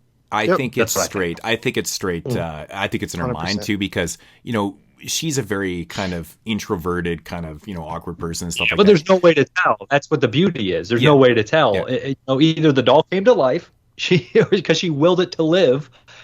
She's using her so-called telekinesis she may or may not have, or she's imagining it. Like I don't think there's really any way. I personally hope it's not a telekinetic thing because then the first thing I think of is Carrie, which is kind of ironic that she ended up playing her after this. But I always thought that it was the doll thing, like how she talks to the doll. She's like, she freaks out on the doll a few times and stuff. But I think the product of her interactions with the doll is because she literally has no friends but her apartment and her dolls and stuff, right? And so she created this relationship inside her mind. Like if you think about it, though, if you spent every every single day just going to work and coming home and not interacting with anybody. But you have these dolls who are figments of humans, like they look like people, blah, blah, blah. And you create that relationship inside your mind, like it kind of make you go psycho. And I think it is really much all in her head and stuff. But you're right, JP, the metaphor. Pressure. I know. And I love that shit, man, too. It's like, yeah, it's like just a tad bit of artsiness that the metaphor is clear as day. I mean, the glass is breaking, it's her mind cracking. Yeah, it's very well. I think it leaves it could be open. Yeah, but I really do hope that McKee wasn't thinking the telekinesis either, because my instant reaction when you brought that up, and I've kind of thought of that before, was Carrie. It's a Carrie ripoff in a sense, because her character in this movie essentially is kind of Carrie. Right? She's the same socially awkward person that has issues, and but without the, which I thought was not without the telekinesis. Or it could just be the general. She willed that doll to be alive. Yeah, right. But when you have no friends, man, I mean, the one thing in the world that you do want is a friend, right? I mean, you spend a lot. I bet you there was a lot of people in the last couple of years with COVID who spent all their time inside because they were scared to go outside. Probably started maybe talking to their stuffed animals and doing weird shit that they never did before they were isolated in their houses. And I'm not trying to make fun of these people. It's a fucking fact. It's how people's mentalities react to situations in reality. And her reality is, I have no friends. I have no one to talk to. I'm going to talk to my dolls. Hence why she makes her own clothes. You got a big stuffed animal collection over there, Moods? What's that? You got a big stuffed animal collection over there, Moods?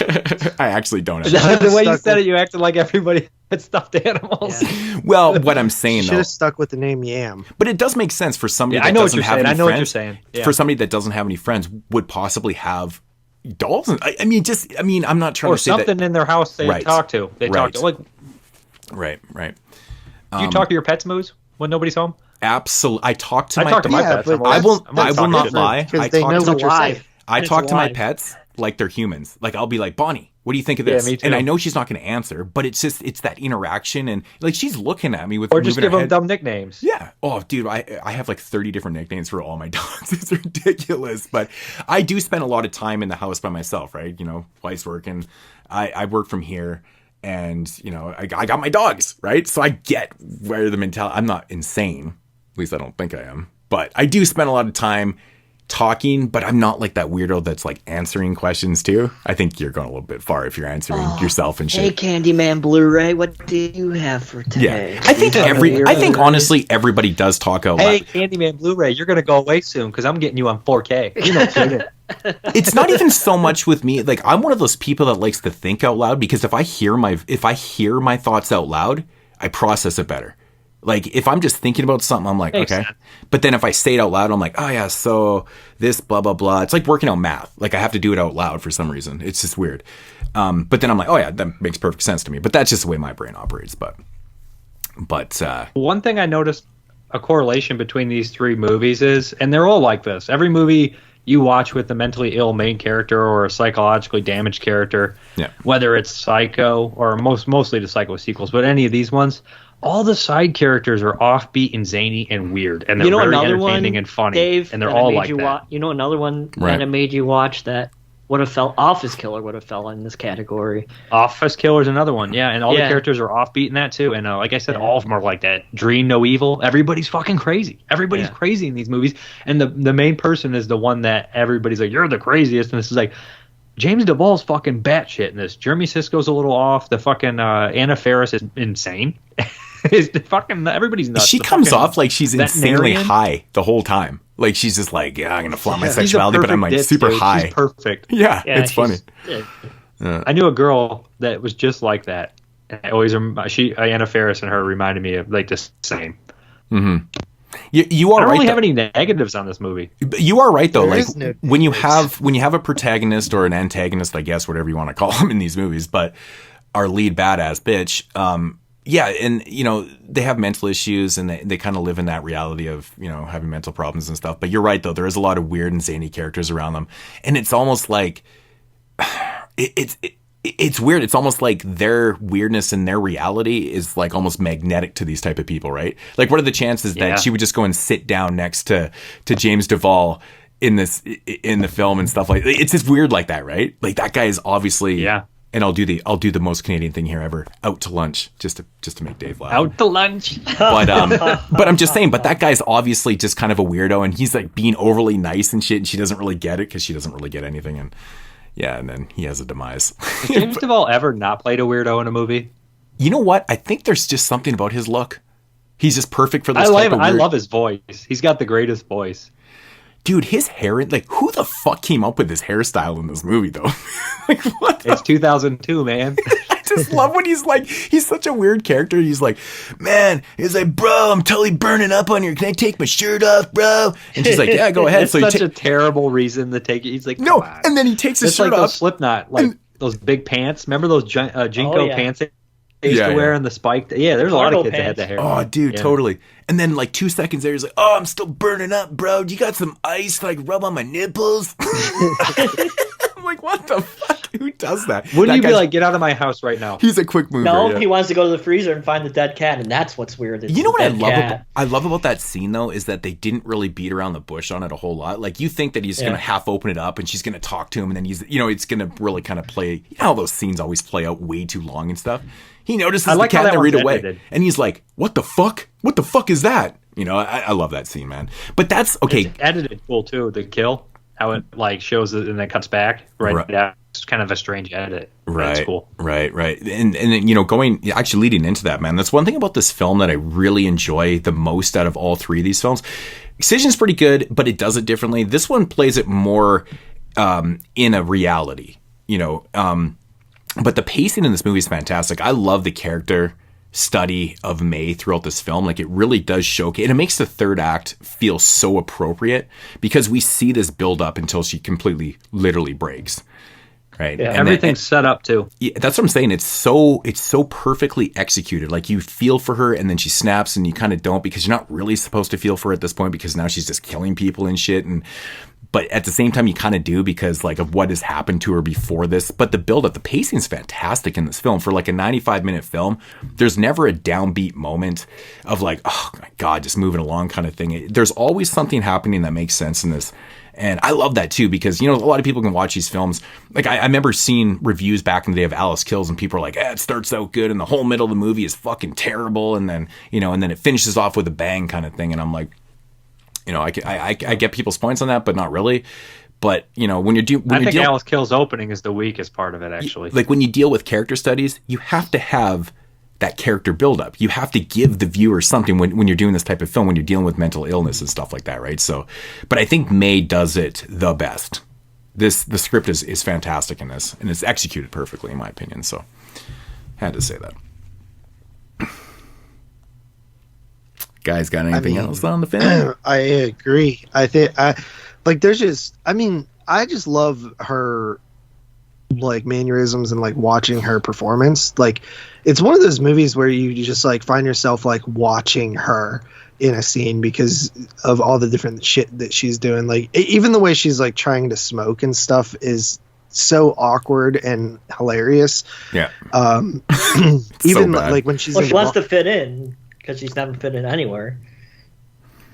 Right. Well, she's just, you know, and she's open to new shit. They do that cliche thing, and I don't know if it's because that she was practicing smoking, but by the time she becomes like, I wouldn't say grounded in reality, but not socially awkward. After she breaks, at the point where she breaks, she totally smokes cool now, right? Yeah. Because she's like badass now. I know. Yeah, and then like, it's funny though, because if that movie was made nowadays, there ain't no way he's giving her a whole pack of cigarettes. It's like $15. Right. Yeah. Is it really? Some places. 15 to 20 bucks for a pack. It's like I think. Yeah. It's like in Chicago, it's like $17.50 now. I bet out in California where this film's set, they're probably like 15. Yeah. Who knows? You know what part? Yeah, it's just funny. You know what part is disturbing in this film is when she's hanging out with the blind kids, and she brings the doll there, and it falls on the ground. Oh, and they all get fucking glass. And the glass smashes. Yeah, that shit cracks me up. And all the kids are like super disturbing. on their hands and knees, and yeah, they're all but don't getting you think cut they up know and what shit. glass sounds like? Oh man, they're like, we want to touch it. But they all wanted to feel it because they can't see it, right? So they didn't give a shit about the glass. But then again, would you really know how much was there? I mean, I guess if you put your knees and hands down, you'd probably be like, ouch, that hurts, I wouldn't keep going, you know, kind of thing. But that scene's brutal because it's like 10 kids that are blind and they're just being all hacked up by and her too. Everybody starts panicking and there's just like fucking blood everywhere. Yeah, it's a fucked up scene, dude. It's disturbing. That's a lawsuit. Yeah. Oh man, could you imagine? Everybody's gonna get HIV test and shit. I mean, come on. There's like 20 people rolling around in blood. If I'd be like, yeah, you might as well give my kid an HIV test. Yeah, too, a bunch of kids. You know, they all have AIDS. Her too. May was in there. That fucking crazy person. You don't even fucking know what she's doing. Mm-hmm. May? She's clearly hasn't gotten laid before, so how the hell is she gonna get AIDS? Yeah, they know that. They're like, have you had laid? She's like, I don't know what that is. Somebody like that could be fucking just eating garbage out of McDonald's, fucking eating tampons and shit. You don't know. Anyways, if it was my kid, I'm getting the kid tested for HIV and hepatitis. Hepatitis, yeah. Yeah. After running around on the ground with 20 other kids in May. Yeah, because those places are like havens for fucking germs and, you know, shit like that. So, ugh. Oh, you would be concerned when you Moods? Oh yeah, man. Like daycares and all those things. Glass? That's disgusting. Yeah, it's bad. It's just pure filth. Jeremy doesn't care about his imaginary kid. No.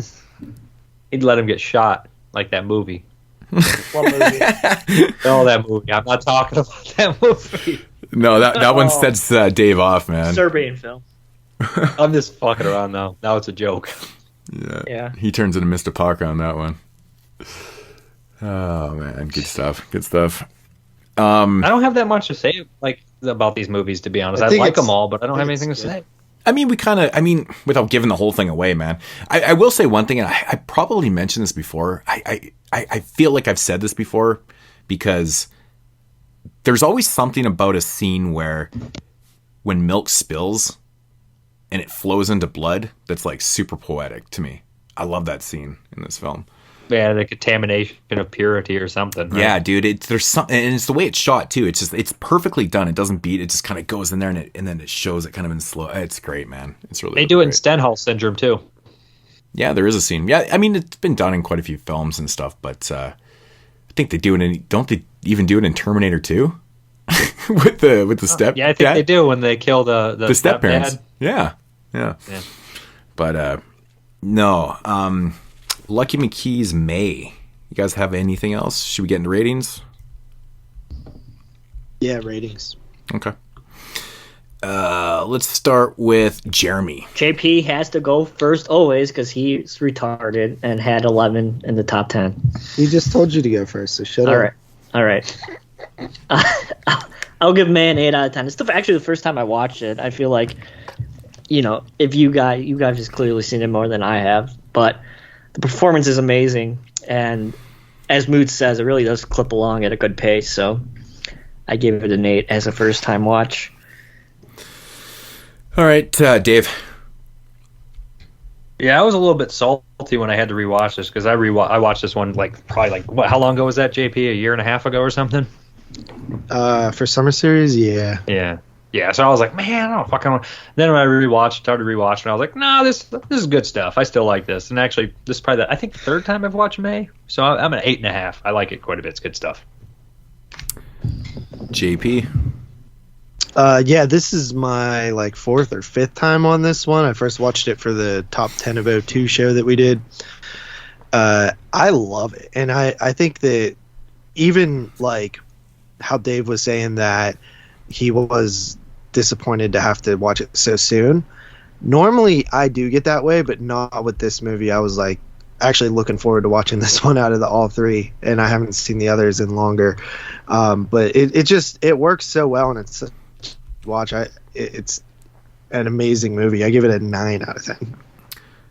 Well, unlike you guys, man, I recently had the same thing happen to me with Alligator 2, but that movie just sucks dick. So yeah, we all Alligator 2's garbage. Yeah, Alligator 2 sucks, and yeah, I just watched that for the 91 whenever we did the 91 show, so it's been recently enough, but I don't even think it's been a year and a half, Dave, since you watched this, because didn't you guys do...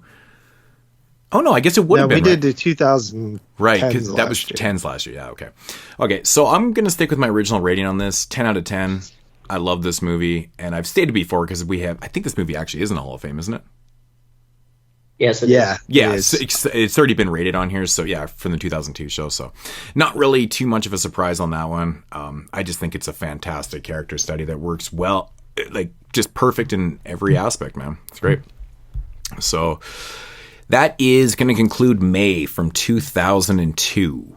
A young woman had an accident last night. Could I see some ID, ma'am? All right, so moving along into the second film here from 2011 called Alyce, or as we know it as Alyce Kills. I think Alyce is the original title of it. Alyce is the original title. Alyce Kills, I believe, is the North American title. Yep. Either way, same film, 2011, directed by Jay Lee, is it? Yeah, Jay Lee. Don't know. What Hold else on. This came out last, right? No. No. I thought Excision came out in 12. Excision came out in 12. Are you serious? Yes. Serious. Yeah, Oh. Excision came out in 12. Oh, yeah. So this guy did... Oh, he had done Zombie Strippers before this in 2008. Wasn't that with Jenna Jameson? Yep. Yep. Oh, lordy. Okay. Oh, lordy. I'm trying to look at other films, and I don't really recognize a whole lot that he's done, to be honest. He hasn't done much. No. He did a movie called The Slaughter, which seems very familiar too, but I am familiar with Zombie Strippers. I think I own that. I think I watched that. Is it yeah. Robert Englund in that too? Yeah, Robert Englund's in it. Yeah, I think it's. have I it, think I remember it being better than it should have been. Yeah, I thought it was going to be like a 1, and it was probably more like a 3 out of 5. Yeah, I mean that's a big jump, dude. If you're expecting 1, you get a 3.5. That's like, I mean, it's Jenna Jameson. I didn't say 3. I said 3. I said 3, motherfucker. Yeah, I think it's like. I shouldn't say it's pre-Tito. I think it's around Tito time. I don't know. All right, so Alyce Kills. Synopsis. After accidentally knocking her best friend off a roof, Alyce is haunted by guilt and delves into a brutal nightmare wonderful of sex, drugs, and violence, her mind tearing itself apart along with anyone else who gets in her way. That chick has a bit of a Danielle Harris kind of vibe to her.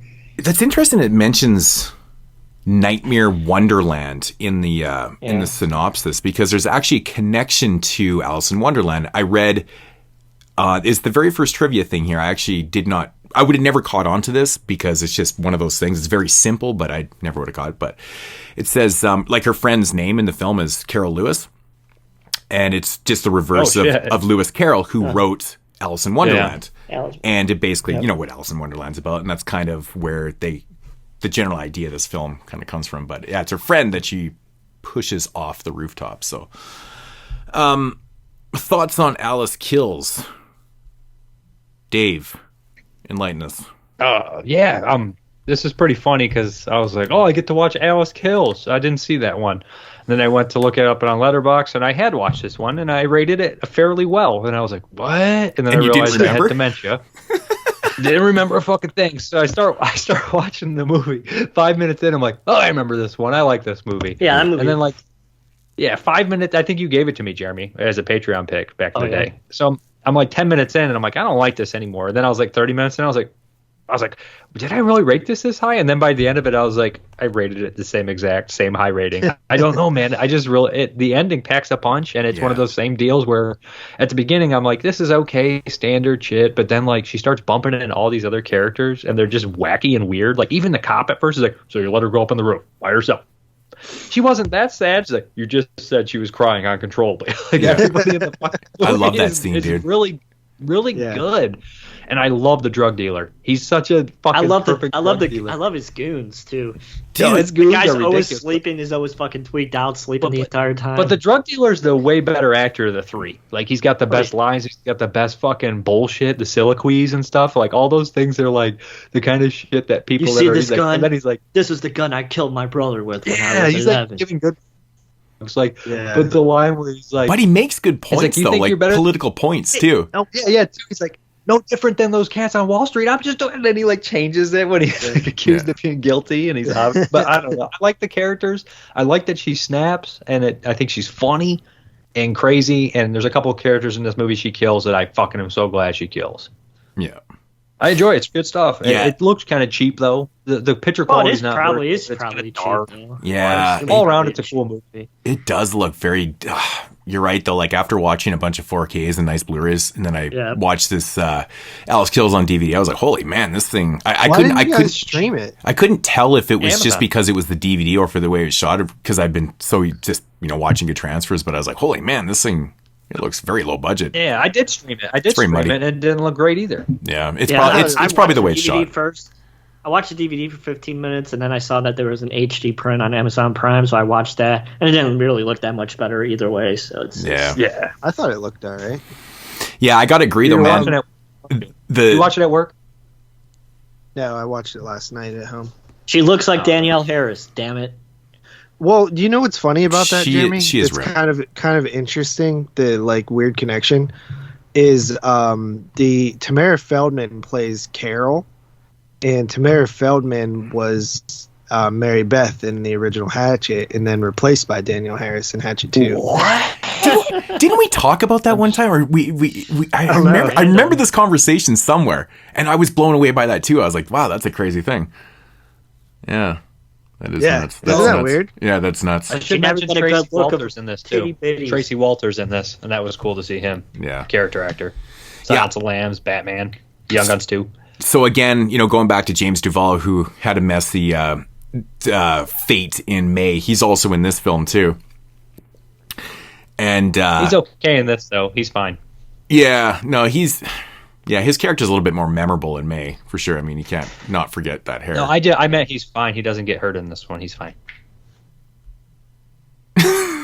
Was he? Right. No, I'm just saying. Which quit pounding on the farm getting complaints. Fuck, it's awesome. The drug dealer, has he been in anything else? He looks familiar. I couldn't play Eddie Rouse? Well, Dave knows who everybody is. So Yeah. Dave. No, I don't know who that guy is, but I'll look him up. He was good. I'd like to. He was fun. Yeah, he was good. Eddie Rouse. Dude, he was like an American Gangster, the number 23. Apparently, he was.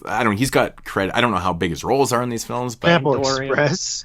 Yeah. Damn, he was in a bunch of movies. The number 23. Oh, I've never seen that. He died. Oh, he's in Pandorium. Oh, that's not good.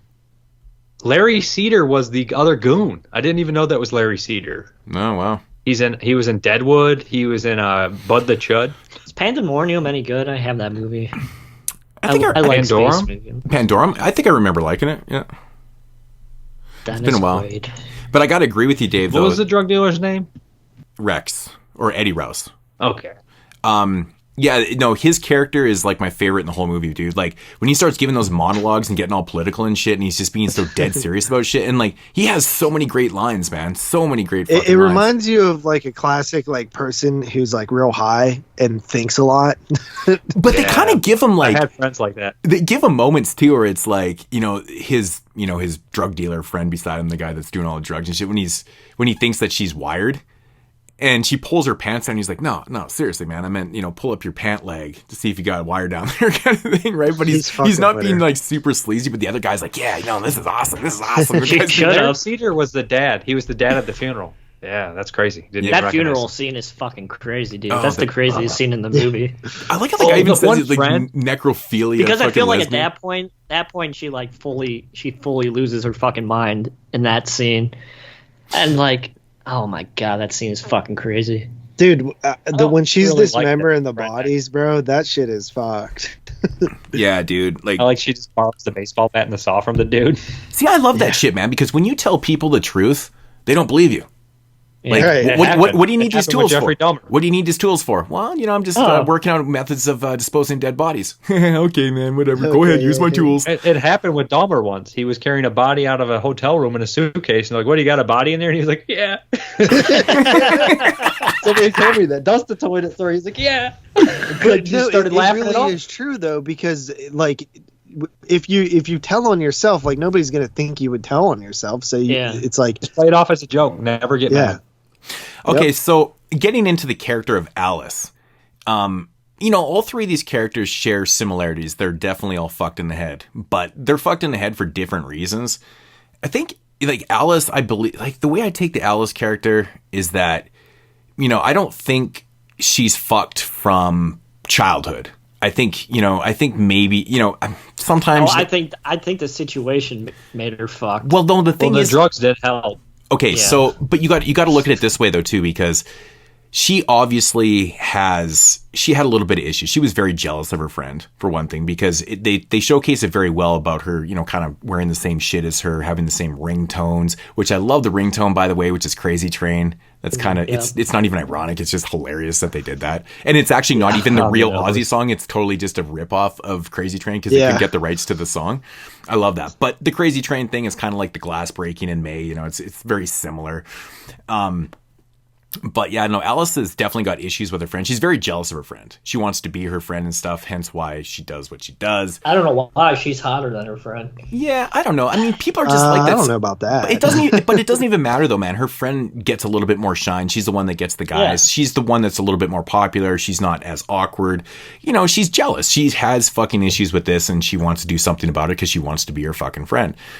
And, she's like the sidekick. So, and I honestly think you talked about her breaking point and stuff like that, but, with the necrophilia fucking lesbian scene in the at the funeral, which is it absolutely insane that's in the film. It's just such an insane film because the whole family's there. It's just so blatantly wrong. It's fucked up. It's so uncomfortable. It's so uncomfortable. You want to talk about uncomfortable shit, man. Like, you can't get any worse than that right there. But I think. But how would you have reacted in that situation if you were a family? I feel like they underreacted. But that goes to show. But that goes to show, like, what her real feelings for her friend were and stuff. Like, they have this really kind of great scene, which doesn't really turn into a lesbian scene, but they talk about even they lay on top of each other. Yeah, well, they're making all these funny puns about, like, fun with dick and vagina and blah blah blah, and they're talking, Well, Alyce was white vagina, but they never do anything. But they, you can kind of tell that it was kind of played off like they probably would have, or Alyce was into it. Alyce definitely would have. Alyce was into it, and it didn't happen, and she was pissed off and things like that. And of course, one thing leads to another and stuff. And but I think her breaking point though really was when she saw Carol in the hospital and she was all fucked up and shit, and then she just it was like a reality check. Like, holy fuck, I did this, and plus she's alive too, right? She can obviously tell the truth if it's actually a great reveal when they're like, oh no, she's alive. yeah. So that was kind of like that's scary. Right? I think it fucked up her mind, and she's like, "Holy shit!" Yeah, like, but she's do you still think alive. she would have remembered what happened if she in got reality? Probably not. But it depends. But honestly, she recognized it when Alyce walks into the room. Yeah, I know that. She fucking reacts to it. Remember, like the heart monitor and shit, like everything's going up. Oh yeah, she definitely realizes in the movie. But her breaking. I'm just saying in real life, bro. Yeah, her breaking point. But no, she landed that's face great, first, I think, right? She honestly, lost all her teeth. Yeah. Like I love movies where the character is, it's like suspenseful, right? Like it's classics like Psycho, like the Psycho movies, like Psycho 2 and 3, where the cops, like, he got the dead person in the ice and the fucking cops there and shit, and he's eating the ice. Like, but the classic, like, where the character did something bad and you're afraid they're going to get exposed for it. Like, when you put yourself in that position, it gives me so much anxiety. Like, even if on a smaller scale, like if you fucking broke the cookie jar or something and like nobody knows it was you, and you're like all paranoid about it, like that shit always works for me. And when it's dead bodies or like murder or like accidentally almost killing your friend or whatever, it works so well for me. And you're just wondering. I hate heights, man. It's like a ticking time bomb. Yeah, dude. Well, that bitch was dumb for standing up on but they were high on ecstasy, dude. I have nightmares like that where, like, me and people will be on the roof and someone will fall. It makes me sick. I don't think the older I get, the more I get afraid of heights. Dude, I get butterflies. Isn't that weird? When I was a kid, dude, I would jump off of like giant Buttmans. Yeah, you'd be climbing trees, jumping off fucking bridges in the water for fun. And like now swinging I'm like, off monkey vines. Like, I ain't doing none of that shit now. No, I've stated many times, man, even on the show, that even establishing shots from the sky and shit over cities gives me butterflies in my stomach, man. Especially on my big TV. All you gotta do is get watching Alyce. Moods. Go ahead, moods. Watching the scene in Alyce, man, in Alyce Kills, it was like I kept like, oh my god, my stomach. Like, it's just I know it's the heights. Would you skydive? Fuck, dude. All you have to do is send moods a video of like free climbers like hanging by one finger. I hate that shit. I hate that planking shit. Dude. It makes moods me like sick. I can't watch it either. I turn it off. I can't watch it. I can't watch do you ever people run into watching one of it. those videos where like the free runners end up dying, like they fall off a building or something? It's literally the most like stomach churning shit ever. Yeah, dude, You're I like, don't "Oh, why understand did it. just I watch don't. that?" I don't understand this shit at all, man. It just makes no. Yeah, but you watch why'd people. you do this? But you watch people get shot up. What's the difference? Shut up. Because they put their own life in their hands by doing dumb shit like that, and they fell off. But And it was You pointless, watch and you it's watched scary. that video of that guy who fucking shot up that mosque fucking a couple years ago. Oh yeah. Yeah. No, that was horrifying though. Oh, I Like, never saw that. I never saw it either. I wouldn't click I on saw that. it too. See, I would saw have. it's a long video. I would have There's a clicked lot on of that fucking- shit like 20 years ago, but I'm not. You can't unsee that shit, and I know it's that. I'm awful. mature enough now to know that you don't watch shit if you don't want to remember it, man. Like, Yeah, just don't. But you know what? I have enough restraint. I can restrain More myself. like reality than you would think, don't Yeah. they, JP? Yeah. Video games look a lot more real than you think. That was one of the more crazy. Well, videos that's probably ever, why- just that's probably because why of I how play like fucking it was sports like games. so professionally shot. Like it's ridiculous Yeah. with the GoPro and shit. That's It was all Traces of Death strapped on. 6 right there, man. Traces of Death is trash. Or Faces of whatever the real one Faces is. of Death is fine. Traces is trash. All right, so going back to what Jeremy said about her breaking point, I think honestly, man, her breaking point here is when she goes back to the hospital and she, essentially fucking snuffs out Carol. Yeah. And it was a moment. But that scene was really bullshit though, because like as soon as that They're as always soon as bullshit, dude. ops- They're always doctors bullshit. would be there. like, Dude, in the deep, it's gonna warn the nurses. I think we've discussed this before about how bullshit those are, because to walk into, like, you just couldn't get away with that. There's no fucking way. Like, Yeah. you just can't get away with it. It's bullshit. But anyways, it You know what happens. also is bullshit in movies? Mhm. When they say you have to wait 48 hours to report a missing person. That's not fucking true.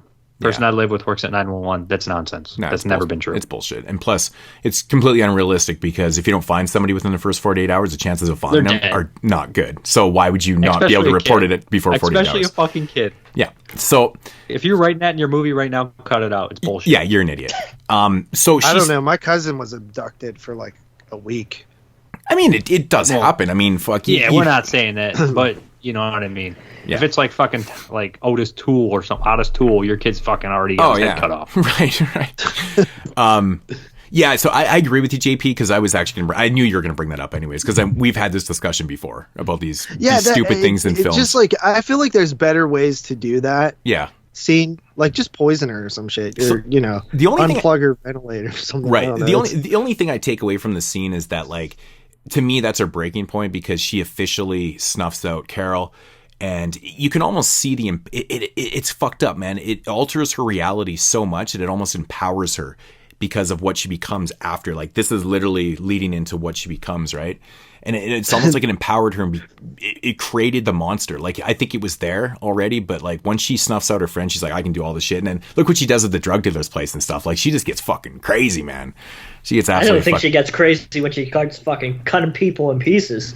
Yeah. Dude, I love, dude. But it takes balls to do what she did with the drug dealer's place, though. Yeah. Right? Like how she snuffs out James Duvall and others, and it is what it is. But like the drug dealer scene, man, no fucks are given, man. She was empowered by it, and she was like, "Hey, this is my reality now." You know, I mean, she's kind of fucked up too. It's like it's kind of like the character in Excision too, like the sexuality of it and stuff. Like there's a scene in this I film. don't think she gets sexual gratification. Maybe no. There's a fucked up scene in this film where she's watching the war on CNN.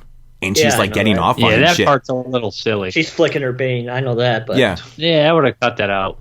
That's I don't really understand how it plays into this. It makes a lot more sense in Excision with her character, because her character that's the whole. It's very much part of her. See, character. I never got out of it. And she's also young and immature too, like in Excision. Yeah, like that's some like I love the Crow. I'm 12 years old. My soul is dark. I mean, I'm sure the director's trying to say something by her flicking on the war on CNN and shit and getting off on it and stuff. But I think that they fucked up a little bit too, because they showcased that before she completely snaps also. So maybe there is something there. She's also like because really they do it high twice on in the drugs film. shit too. Yeah, well, that's when she gets You do all kind of weird shit when you're on drugs. Right. I mean, after the shit goes down with Carol, she the drugs are definitely. We have already had the discussion. I can't remember what catalyst. What podcast. Yeah, they're definitely a catalyst for being a little bit more aggressive when he was on drugs. Well, that's the thing. But the thing is, Backstreet Boys. Being on drugs, dude, gives you the strength. Backstreet Boys off of drugs because you're not afraid to do shit. We were talking about acid and like having a bad trip, and then that's what. Yeah, what movie was that? Serbian film. Serbian. Yeah, right. I mean, it can give you, it alters your mind. That's what drugs do, right? Just don't give a fuck at those points. But and she's also mentally ill.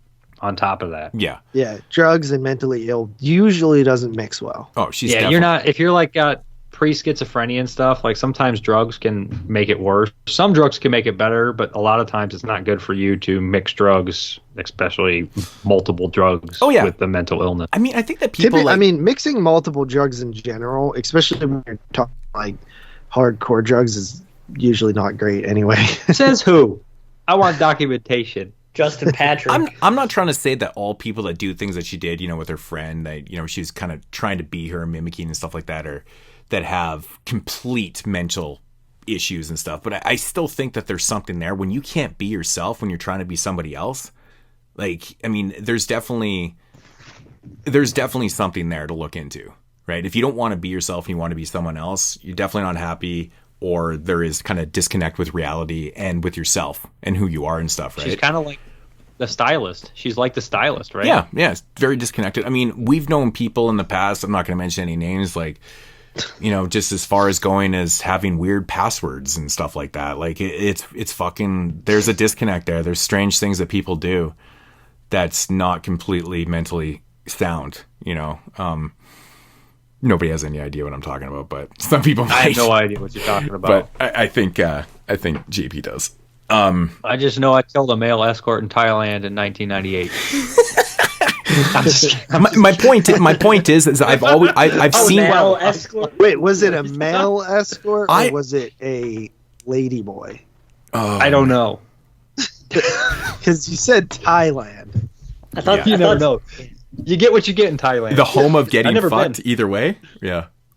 Sounds like a good way to get herpes is Thailand. I was thinking live feed when I think of Thailand. I don't want to completely compare this movie to May, but I think that, when I talked about the pacing of May and stuff, this movie right here definitely has issues with that, I think, a little bit. This one focuses a little bit more on just being a little bit more delusional, not as much as Excision. That one like flat out has like straight up like fantasy scenes and shit. This one kind of bounces back and forth. I don't think this one's shot as well. I think it's pretty low lit and stuff, and it doesn't really look that great. I think some of the acting's kind of suspect in it too. Besides the drug, he's got just a little bit lower budget. Yeah, the only actor I thought was kind of bummy was the friend of James Duvall, who's like, "That's the necro." I was like, this guy feels like he's not an actor. And the girlfriend too. I thought like the girlfriend, the director's friend or something that just was funny, so they threw him in the movie. It's just not as strong as, again, it's kind of hard not to compare these films considering we made a whole show based on one mental theme. It's way cheaper though too, so you got to give it, you know what I mean? Yeah. Right. But I mean, you could, like you said, you can make these cheap ass films. Like May's not a big budget film; it just has really good acting in it, like really fucking good, and good cinematography. And May had more money than Alyce Kills. It had to probably, but I'm just saying. Professional. I'm just saying, you take the actress that plays Alyce in this versus Angela Bettis. Angela Bettis, sorry. Yeah. Or even fucking what is it, Anlyn McCord? Yeah, there's no comparison. Right. That's what I'm saying. Right. So, but I just don't think. I think there is moments in this film that it does slow down a little bit in the film and in the middle and stuff. But this one honestly has a great third act. Like the third act in this is just batshit insane, and the very last shot in this movie is amazing. It's truly amazing. It's one of my favorite, and I completely forgot about this too, right? And like when she just walks in there and it's like, staring at, it's so fucking perfect, like how it goes down and shit. And I was like, oh yeah, that's why. I haven't watched this since we started the podcast. Yeah, I don't think years ago. Well, I remember because I watched it right after we did our top 10. I was like, oh, that was a pretty cool movie, Oh no, maybe it was in my top 10. I can't remember. But it was in your top 10. It was about that time the last time I saw it. So almost 10 years ago. So yeah, it had been a while, so I kind of forgot about how this one ended, and I think that it really does leave you on a good note. You're like, oh yeah, totally. You know, kind of forget about some of the other shit that's in it. That's not the greatest, but I still think it's an overall very, very solid film.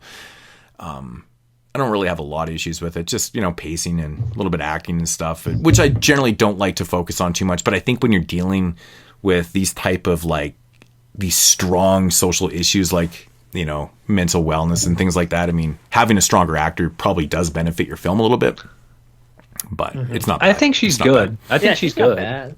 Yeah, I think she's good. She was bad either. No, she's not bad at all. She's not bad. It's but just she's not as good as the other two. That's what I'm saying. It's that's kind of hard to say though. Like it, you know, like that's like you're not as good as two of the best. Being crazy. Yeah.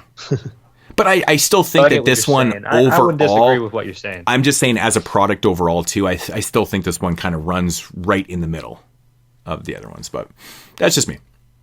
Still agree. Yeah, I don't think it's as good as the other two at all. Yeah, I think it's, you know, it has its moments. It definitely has its moments.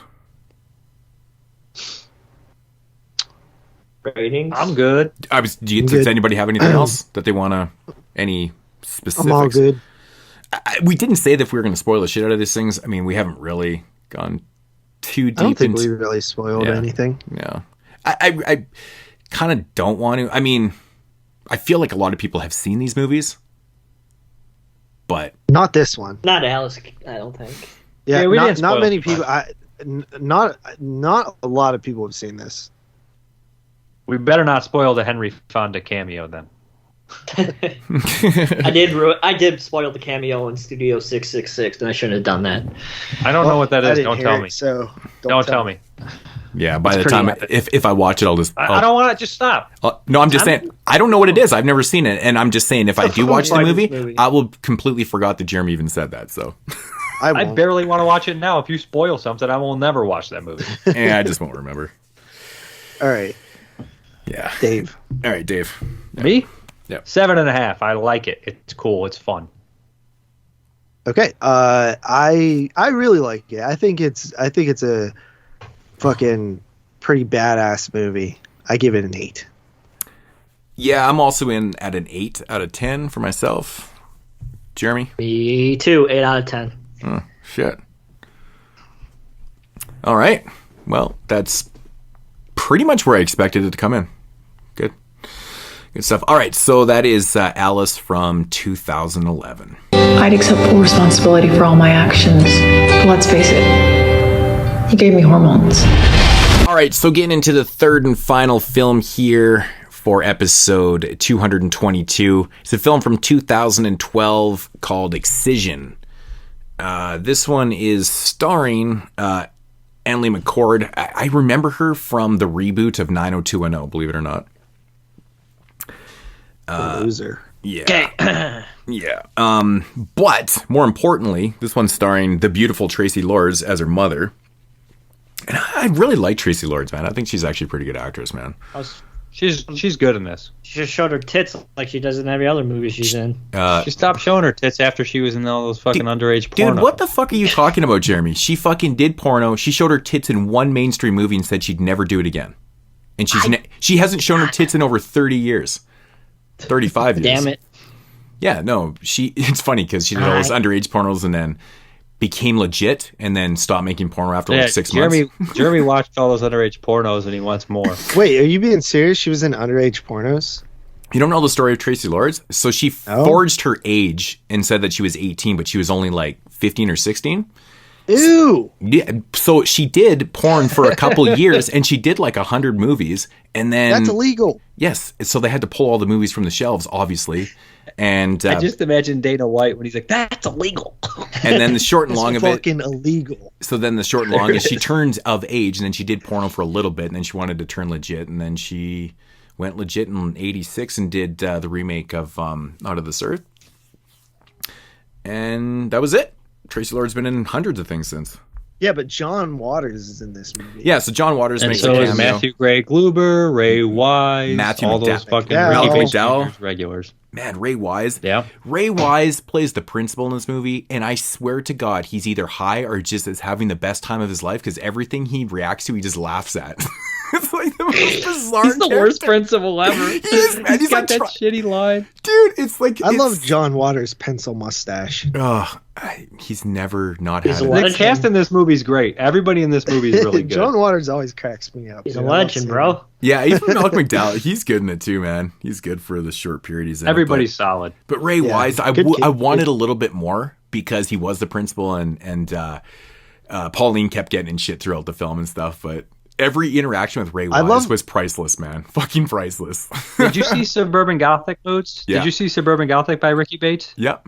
Ray Wise steals that movie. Oh, dude, he steals that movie. Suburban Gothic is fantastic, man. It's a great movie. That's IFC. Yeah, that one's the funniest. I actually, I didn't know. I don't think I actually did review that one, but Suburban Gothic's cool. It's got Kat Dennings in it, right? She's in that one too. Yeah, I'm not sure, but Greg Goober's in it too. He's the star of that one, and John Waters. Yeah, Kat Dennings is the I love what they do with the acne. Did we go to a description or did we just cut moods off? No, I haven't even said it yet. Well, let's do that. Then Excision synopsis: a disturbed, delusional high school student with aspirations of a career in medicine goes to extreme to earn the approval of her controlling mother. Yes, and once again, her mother is Tracy Lords. Yeah, go ahead. JP? First of all, I think the acne pretty accurate. was a nice touch. Yeah, it really was. Super I was accurate. like, man, that looks like actually good. Because you never see that, right? Like with like girls who are supposed to be like awkward and like ugly, quote unquote. You don't see like, much acne unless it's over the top in movies. Right, and this actually looked in comedies. You see it in comedies, right? Yeah, but I was like, wow, that's kind of unfortunate you don't see it in more high school movies now that you bring it up because I think that's kind of like a big part. I think they went the acne route in this film because Annalee McCord is actually pretty good looking, and they really. I just looked up pictures of her. She's fucking she's hot, you see her in 90210 like she looked really like I couldn't believe when I saw her in this. And I was like, whoa, they really, really made her ugly. And they made her look young, too, because she was 25 when she did this movie playing an 18-year-old, and she kind of looked it, man. She looks 18. She looks 18. It's fucked up. And it's kind of funny, man. Her younger sister in the movie, Grace, who is legit... Ariel Winter. Yeah, she was legitly 14 in this, and I thought she was older with a baby face, right? But she was actually 14. It's fucking weird, but... Then she became a little bit of a hoe.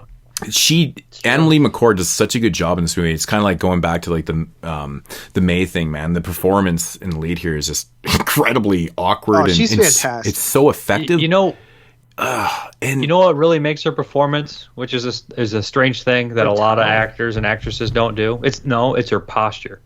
Her posture.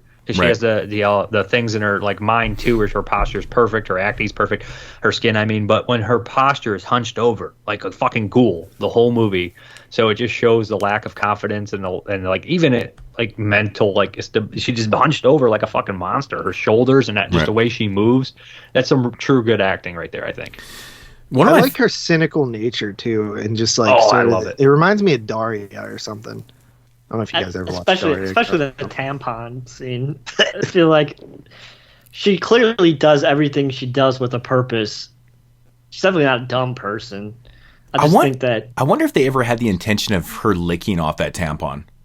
Because she was so like there is a scene later in the film where she dissects a bird and actually like licks her hands from the bird blood and stuff. And I wonder if they're like, we probably can't have her licking her bloody tampon because it's going too far. But it's something that her character would honestly do. Like she was that fucked up. Like first of all, who's licking their hands from the blood from birds? And come on. Ugh. You get sick from that, genuinely. I love how she's so matter of fact and like how she's so fucking blunt. Like her bluntness in this, it almost comes off as straight comedic because it's so blunt and funny. But it's obviously funny to the person watching it. But it's pick me up at Monday. It's executed perfectly, man. It's perfect. Do you have any STDs? No. Well, I guess I don't either. And just kind of walks away. What do you mean by that? That was so great. It's like such a great line. It's such a great line. Yeah. Or the line, can you get STDs from having sex with a corpse? And he's like, any real question? Yeah. Okay, I got a question for you guys. It kind of reminds me of like almost Donnie Darko-ish, like the tone of this. Yeah. So that's a good comparison, man. That's good. I got a question and for it's you got guys. the suburban feel too, the fucked up suburban, all the crazy family entered the suburban, like a Wes Craven thing. You know who the girl is across the street with the skipping rope? That is the jump rope, you mean? Skipping rope, It's jumping the rope, same thing. whatever you want to call it. No, that's the Canadian pronunciation. Not really. Skipping They call rope it- people or say jump you're rope? going out to skip Jump rope. Dude, Jump we rope. have a charity here It's called either or. We Jump Rope. Hey, for coming Help. from the two joking, guys bro. that never Calm jump down. rope in their Calm life. down. Right? Here we go. Here comes Moose. Dr. So- Dr. Jekyll. So the girl We that had to jump rope at school. is but I used to Natalie jump rope every Dreyfus. day. That's Richard Dreyfuss's niece. Really? Yeah. Really? Yeah, I was just kind of scrolling through the cast and I was like, Dreyfus. And I'm like, is she related to Richard? Sure as shit she is. I couldn't fucking believe it. So, yeah, I think this is one of her early roles. But yeah, I got a question for you guys. So I was thinking about this while I was watching the movie. And you know, like how Pauline mentions in the film that she wants to have sex on her reg. Right. For multiple reasons. Because apparently it feels better. And secondly, you obviously can't get pregnant. Wait, she says that? Yeah. She wants to have sex on her rag? Yeah, Yeah, well, that's she why even tells her sister. Yeah, that's why the dude ends up eating her out and has the blood on her face because she knew I that know she was bleeding. that. But anyways, she mentions in the film that she's heard that having sex on your rag feels better, and it was multiple reasons because she didn't want to get pregnant. And so my question was, after she offers the guy the sex with her, if he had turned her down before she was done menstruating, was she just going to wait to the next month? I think so. So, I mean, that's insane, right? know. I'm just going to wait another 4 weeks and then we'll try this again. Maybe he'll accept my offer. Well, that's why I think that's why she said that she can't wait or whatever. She won't wait. I know she probably would have just asked somebody else. Yeah, I think that's kind of what she meant by. But but she really did have her eyes set on that one dude, Yeah, But dude, I'll tell you what. She didn't even seem to like him. She just No, picked him. No, she was not at all. using him. She was literally like, Yeah. she's that cold-hearted. Like, she didn't give a fuck. She just wanted the I pleasure think she for herself. picked him because he was with that other girl, That's and exactly also why. just because he was popular or something. Yeah, because And he she probably didn't despised look the girl. bad to The her. girl fucking was a bully to Pauline. Paulina. That's why she breaks her nose. Yeah, and then so she's like, well, the best way to get back at her is why not fuck her boyfriend, right? Yeah. So it's And then pretty ask if calculated. she has Should've any gave him a kiss on the STDs. lips. Oh my god, Honestly, dude. bro, Oh, like when he pulls his head up and his face looks like a fucking strawberry got smashed on there, it's like, oh a my God. version of that happened to my friend once. I can't even. I'm so gross. Oh my god, I While just can't I handle it. was I knew the girl was on her period. I was in the same room, and because she told the girl that I was with. What's more disturbing, that he was eating out a girl on her period, or that you were in the same You were room in the as same this room. dude eating out a girl on her period? No, so he wasn't on. He didn't eat her out. So we were both with these chicks at some weird party, and we were in the room, Yeah. and I was up on the Menstruation bed. He was party. on the floor with this girl, and the girl whispers, Yeah. "Hey, that my friend's on her period," and I was like, "What?" Ugh. And then so he was fingering her. And then we go out into the hall, and he's like rubbing his face. There's just blood from Oh, his no. face. And I just started laughing, bro. And he was like, "What?" And I was like, "Bro," I was like, "Go look in the mirror." And he was like, "What the fuck?" And he's all like pissed off. And the girl was so embarrassed, and I was like, "Well, you should have said something." Oh man, it would have been so much better if she knew that shit and then she started laughing like, "Ha, you touched her face." Dude, he was literally like rubbing his mouth, like it was fucking. Oh my God, It stop. was literally out of like a movie. Stop, bro. It was stop. You're gonna I'm, make mood stuff I'm gag. seriously gonna No. fucking gag. Like, how drunk was he? Oh, we were pretty drunk. Oh, But he didn't know it was dark in the room. It was dark in there, bro. like, So he was just eating? Like he It would was have been just funny like, if he just would have No, walked no, around he was after the- fingering her, and he had blood on his hand. I know, but then he was like putting all over his fucking face. He was anyways. like itching his face or rubbing his face or something, you know? man, I shouldn't have told him. You should have made him walk around the whole night with it on his No, face. I think your friend was a fucking vampire and he knew the whole time. No, he definitely didn't know, bro. His reaction was fucking. Fucking vampire, gagged. bro. You got to stake that motherfucker. Get him now before it's too late. I mean, it wasn't like a ton of blood on his hands, just like red, like little, like light smear. Have I ever lied to you, JP? Probably. Have I ever steered you wrong? I don't. No. Stake him. Yeah, this was a great. That was a. I still bring that up to him because it's fucking. This is like Carly's favorite movie of the decade, right, JP? Yeah. Yeah. Really? Well, we wanted to actually have her on the show because she loves May as well. She actually had the same eye condition as May when she was a kid. She had to like wear a patch and shit. It fixed though. Oh yeah. Yeah, she talked about that podcast, the Slumber Party one. Yeah, yeah. Which it is interesting. She's a very relatable character for her. Oh, that's a rare fucking thing in a movie. You never see Yeah. Yeah. But one thing I love about this movie is the conversations with God. Fuck, those are so I'm sorry, funny. God, but Dude, Yeah. when she's like, I don't want to be pregnant, and she's like, and if I do, I'm going to get an abortion anyway, and I know you're not a big fan of that, so if you just want to take care of it now. It's so perfect. She's so delusional. She's literally delusional, and it but she's gets not scarier. dumb, though. That's the thing. No, but as it goes on, she gets more and more delusional because she gets this fucking worse and worse. In the end, you don't really expect her to do what she does, but when she does, it's fucking heartbreaking. Because the movie's pretty funny the whole time, but then in the end, you're like, ugh. They do such a good job of setting that up too, because she is quite delusional throughout the whole film, and obviously her delusions get more messy too and crazier. Like that abortion delusion that she has is fucking ridiculous, man. She's like holding up this little fetus by the fucking umbilical cord and shit. It's absolutely ridiculous, but I like how it progresses to that point. But yeah, you're right. You don't really see what she's going to do in the ending, but when you think back on it, they do such a good job of setting that up, because they do set it up, but you don't know if they're going to go that far. No, right? You don't want them to go that far. I'm just talking with the sister too, because like so dark. It's subtle with the sister too, because she does seem like she's so healthy, and the dad even talks about it, but she is getting sicker. And if you notice, as the sister's getting sicker, her delusions are getting crazier and crazier too, right? And which kind of leads into what happens. Well, I just feel like her sister's the only one that understands her. I agree. Yeah. They're her only real friend. Yeah. Yeah.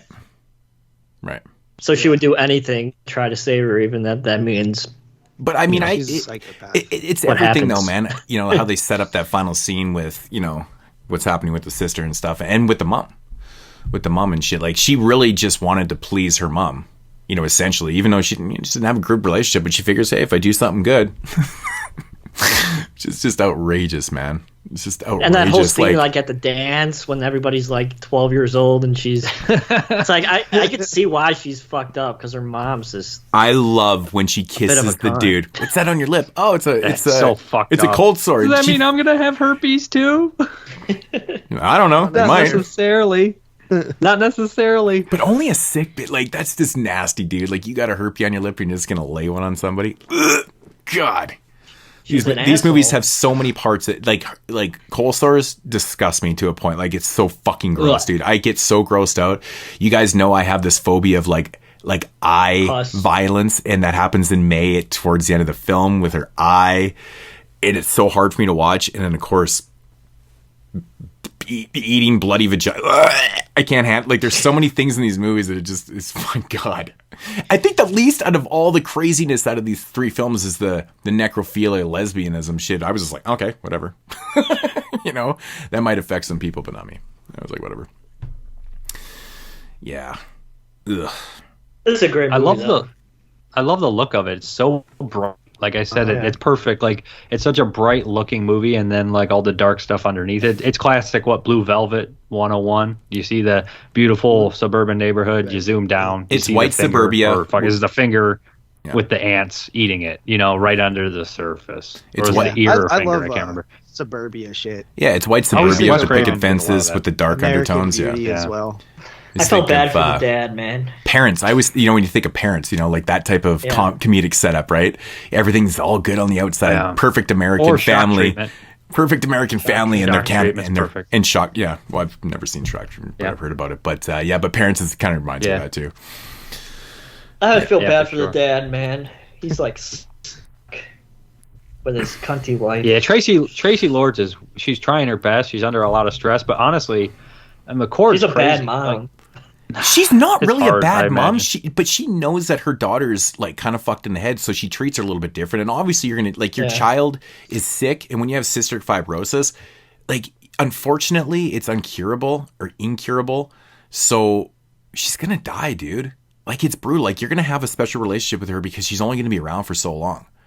Like that's a terrible thing to live with, man. That's a terrible thing. And then on the contrast, you have one daughter that's completely fucking out to lunch and gonna do it again. And it's hard and it's stressful on her because she's trying to love this one daughter, and this other one is just she's not doing it for her, man. I get the contrast. She has that line where she breaks. She says, "I tried to love you so much, I can't. I tried to." Well, I talk about that. The father's a great contrast. I talk about that with my therapist a lot. Like, two people growing up in the same household are total opposites of each other. It's really a fascinating thing when you think about it, how two people could come from the same person, but they're complete opposites. Yeah. Even though they live in the same house and they, get the same upbringing pretty much. It's kind of... Me and my brother are not much alike. Yeah, me and my brother are totally different. Mm-hmm. It's kind of crazy. It's always weird because I totally forget you have a brother all the time. Yeah. I do think the father's a good contrast in this film, though. He's kind of the grounded one a little bit, and it works very well. I think if they had made the father kind of on the same level as the mom, it wouldn't have worked as well in the family dynamics. But he does it well. He's very understanding. He's there more or less, not wearing the pants, kind of thing. But you respect him because it's hard, because there's already this relationship that's completely tattered and stuff. And what are you going to do? Like, you can't get in the middle of it and be, hard on the mom's side, but you kind of stay that neutral, grounded level. Yeah, but you kind of feel bad for him, when he's trying to get some action. She's like, not now. It's just a bit of a dickhead. I get that, but I'm from both sides of the spectrum too. It's a stressful situation. It's brutal, dude. Like, could you imagine having a child and just knowing that they're gonna die way before their time? Like, that sucks, man. It just sucks. It's a terrible thing. I mean, sometimes you'll get a bad meal and it'll put you out of the mood for sex, let alone having a dying kid. Honestly, man, could you imagine? You know what I mean? Could you imagine having a child with cystic fibrosis in the last 2 years? How stressful that would be on you? Because if they got sick, they're gonna die. It's fucking crazy. I could never live with. Dude, that's so stressful, man. I always think of Everlast. You guys probably know who Everlast is, but the song, the band. The band? Yeah, Everlast, the rapper from House of Pain. Guy. And, the Solar. There's a band called Everlast, too. Oh, okay. It's just one dude. Okay, well, I'm talking the rapper / solo artist Everlast. But anyways, his oldest daughter has cystic fibrosis, and it's just I always think about that, too, in the last couple of years. I'm like, fuck, man. He did an interview recently on Talib Kweli's podcast, and they're talking about that shit, and it's stressful as fuck, man. Right? Any little thing could just go wrong. I couldn't imagine. I couldn't imagine living that stress. My dad and his friend used to play fucking What It's Like in the basement when they jam out. They had a short list of songs that were fairly easy for two old guys to play. Right. That was one of them. What It's Like. It's a good song. I always remember it. It's always stuck in my head. I know it's probably the one that played a million times, so everybody hates it. But it's just any of the songs they used to play in the basement. When I was a kid, kind of like them. Yeah. It was an interesting transition from him from being from House of Pain and stuff to doing what he was doing there. Whitey Ford. To the Whitey Ford days and stuff. Yeah. And he's but yeah, just living with that stress is man, fucking unbearable, man. So scary. It's a great body horror movie, man. I feel like we didn't really talk about that. It's good body horror. Kind of feel like body horror is kind of not a dead subgenre. It's just not done too often anymore. Well, Cronenberg's kid does them.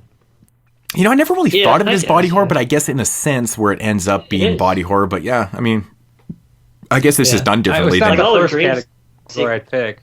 dream sequences. I mean, the first thing comes to my mind here is it's mental shit, man. It's mental. Sure. Problems, yeah, psychological. But yeah, man. This is It's the fourth time I've watched it. I love it every time. Every time I watch it. I hadn't seen it in years, and I remembered a lot from it, and that's probably a good thing, Yeah. And it is. Did this get picked, Dave, for summer series? No, they wanted to go with that turd Resolution. Oh yeah, dumbasses. That's right. And they picked that over the They didn't pick the Battery or Excision. Those two are way better than fucking Resolution. Sorry. Fucking Battery's awesome, man. That was Dave's The Battery and Excision are twice as... That wasn't my fault. Fucking Resolution is not a bad movie. Resolution's that's a great debut feature film. I can't wait to see what they do next. This is the best movie of the year. Oh my God. That's what Resolution. See, I don't understand that mentality, man. You're not getting the point of what the series is. It's the best movies of this time. And it's okay. They all kept talking about the Endless, which I didn't see, so Resolution didn't mean that much to me because I never saw the Endless. And Endless is pretty great, but it has nothing to do. It shouldn't placate on how well Resolution lands because of sequel. I should actually really watch those because I have the arrow with both of them on there. I still haven't seen either one of them. Secretocracy is pretty good too. It's not ever. See, it's a weird. Whatever. Summer Series is weird. People think like that they all just purposely picked that movie as the best, but it was just, it. Sometimes the cards land very strange how shit unfolds. I remember what I wanted to say. This was the reason why we did this show is because this actually was a Patreon pick. Excision. Who was the Patreoner for this? Jeremy. No idea. Okay. Jeremy, anyways, you have one job. Dude, this was like 2 years ago. I don't apologize. We are really late on these. Yeah, but they're getting done. But anyways, the point of this whole show was made around this this movie. So we decided to create the theme. It's a for good it, movie to pick. Yeah, no, it's a really good film. It was Ratchet Command. I think for once Command. we got 3 good movies for once. Like all 3 movies are good. Well, I mean, this is 2 weeks in a row that I've had some pretty damn high ratings on 3 movies. So yeah, these are all great movies. Yeah, you're right though. It doesn't happen. It was a whole Ratchet lot. Command. Ratchet Command. Okay. Yeah, so you're right though. It doesn't happen a whole lot where we get 3 stellar films in a row. So same guy who picked Serbian film. Good guy. I think he picked Battlefield Baseball too. Yep, and Killing of a Sacred Dick. Oh yeah, that was right. The baseball one we got to do. Yeah, I was thinking with and Killing of a Sacred Deer and Possum, and I think that's it. I don't really know much. I have never seen Possum. I know I missed that one a couple years ago when it came out. That's a Dark Sky movie. Yeah. Oh, and we still have the Scream Factory one to do. So we'll figure out a couple more shows here are coming up. You mean IFC? No, that's Scream Factory. You dickhead. I know, dum dum. Fuck you. Fuck you. You never tell me to fuck. Don't you know I'm a controversial filmmaker? God, shut up.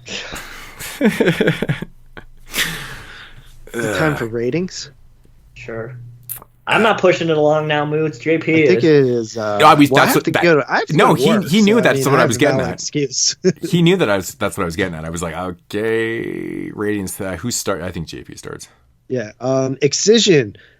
I love Excision. Love it. I'm gonna go ahead and give it a 9 out of 10. Oh, it's me. Am I up next? Yes. Yeah. Next. I am. All right. So exactly the same. 9 out of 10 for myself.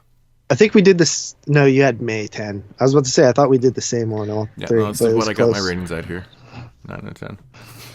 So. Jeremy. Yeah. 9 out of 10. I'll give it a 9.5.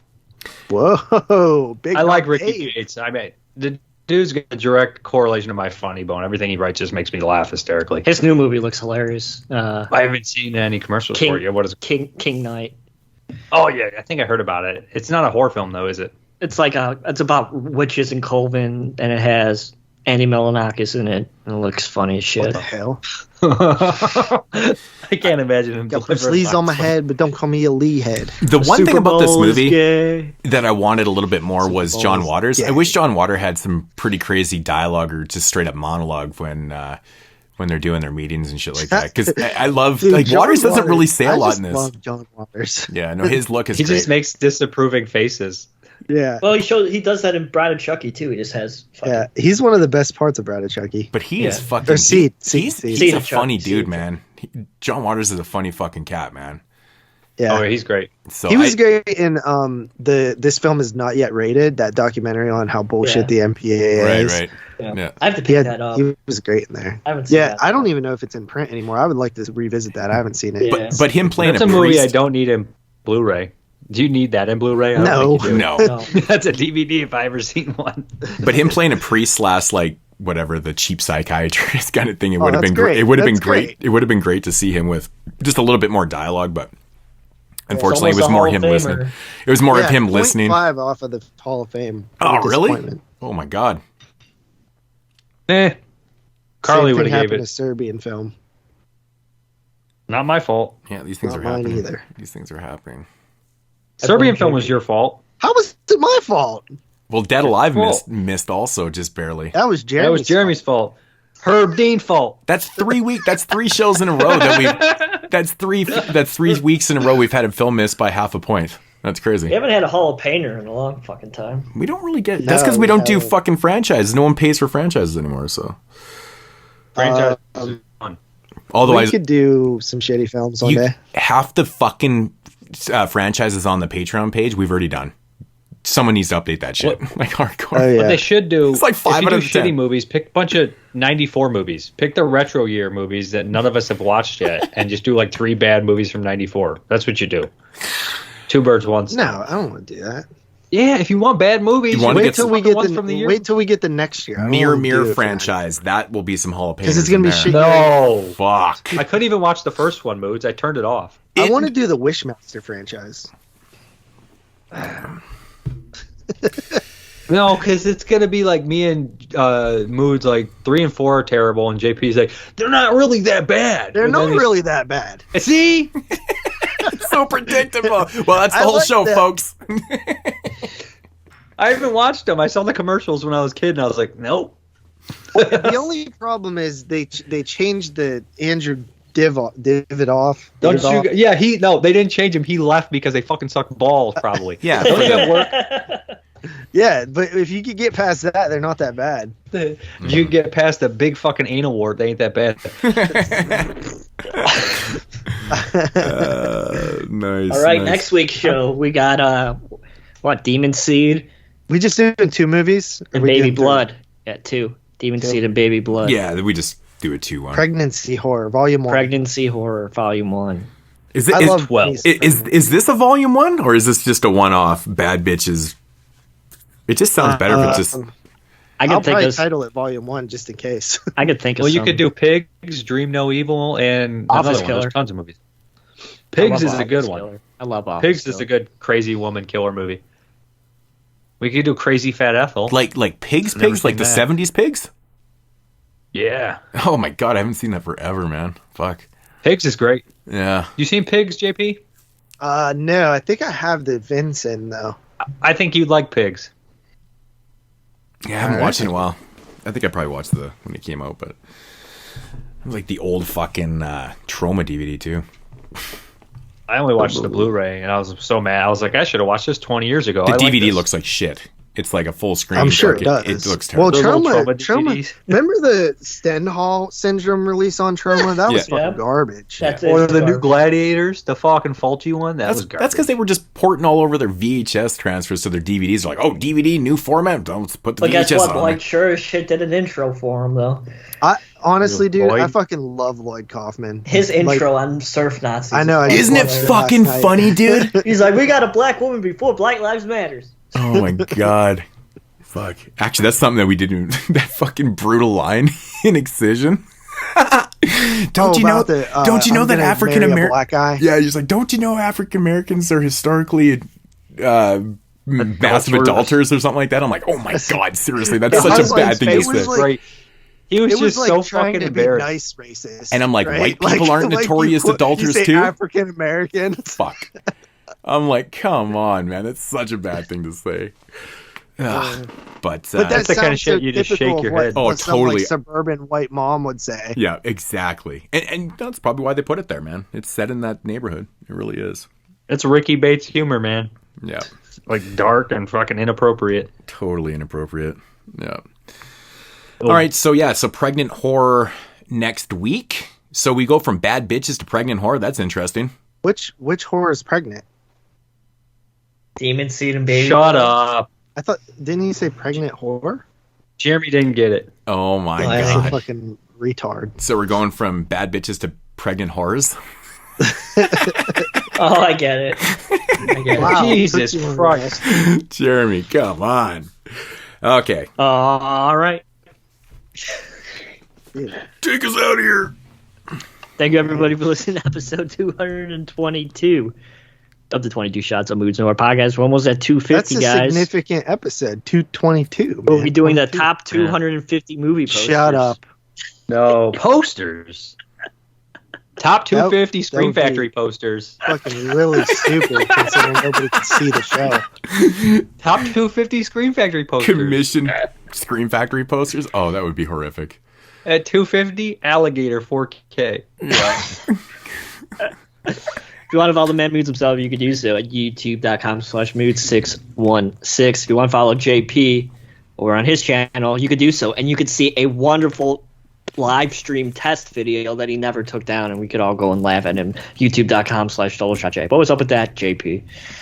I wanted to test it, and it worked. All right. Follow me on my channel, youtube.com/NES22, where you could see a shameless plug, where you could see Serve Nazis Must Die, Deadly Games, The Flag of Iron, Legendary Weapons of China, and Ghost Riders. You can see all I'm reviews. actually proud of you for doing those. See all reviews of those on my channel. Well, you might right as well now. just plug, because I'll have all the same reviews coming up here in a couple days. I already have all those reviews already done. You can pick Because I'm Serve better Nazis than you Must guys. Die up from Troma, Deadly Games from Arrow, Flag of Iron and Legendary Weapons of China from 88 Films. Where and you get Ghost all of them Riders from MVD? MVD. That's Can insane. anyone remember the Shaw Brothers titles without looking at them?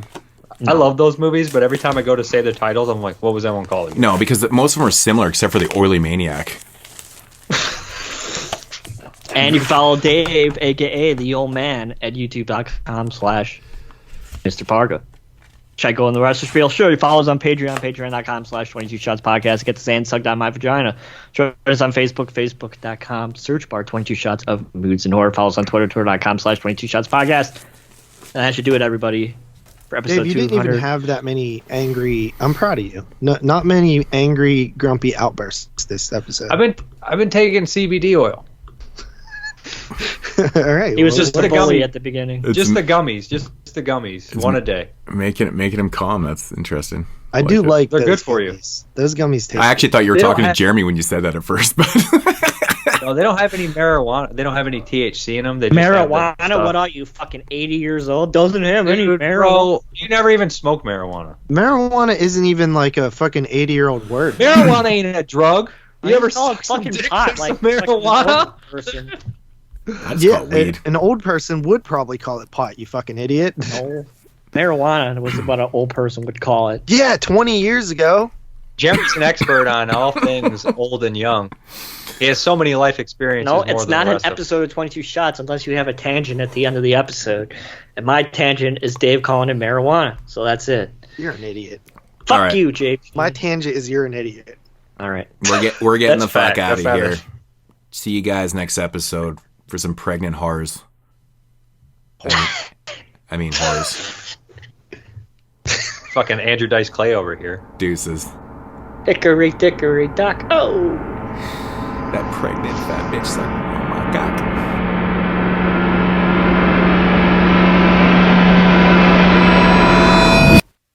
Actually, my stomach feels a little bit better. I'm surprised I didn't have to shit, man. Fuck. Oh. 5 minutes later.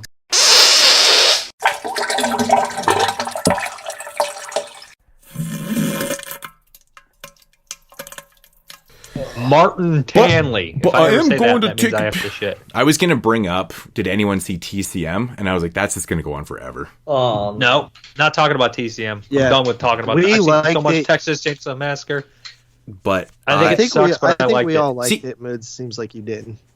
no. Yeah, I think it's the terrible. same. No, I think the gore is excellent in it, but I think the movie itself sucks. But the gore is fantastic. I was Yeah, very same. impressed. Like- I was very impressed that there actually was a chainsaw massacre in it. I was like, holy shit. That's what we It's said. entertaining crap.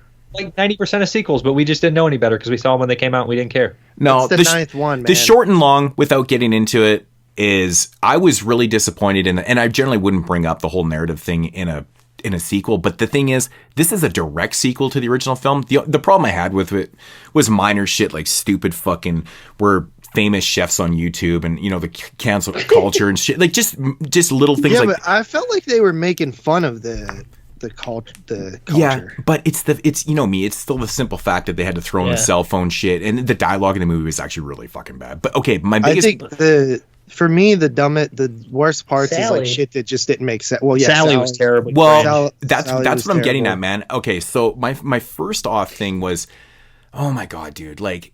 Okay, so in the original Texas Chainsaw Massacre, the family, they're killing people for the sake of killing people. It's brutal. It is what it is.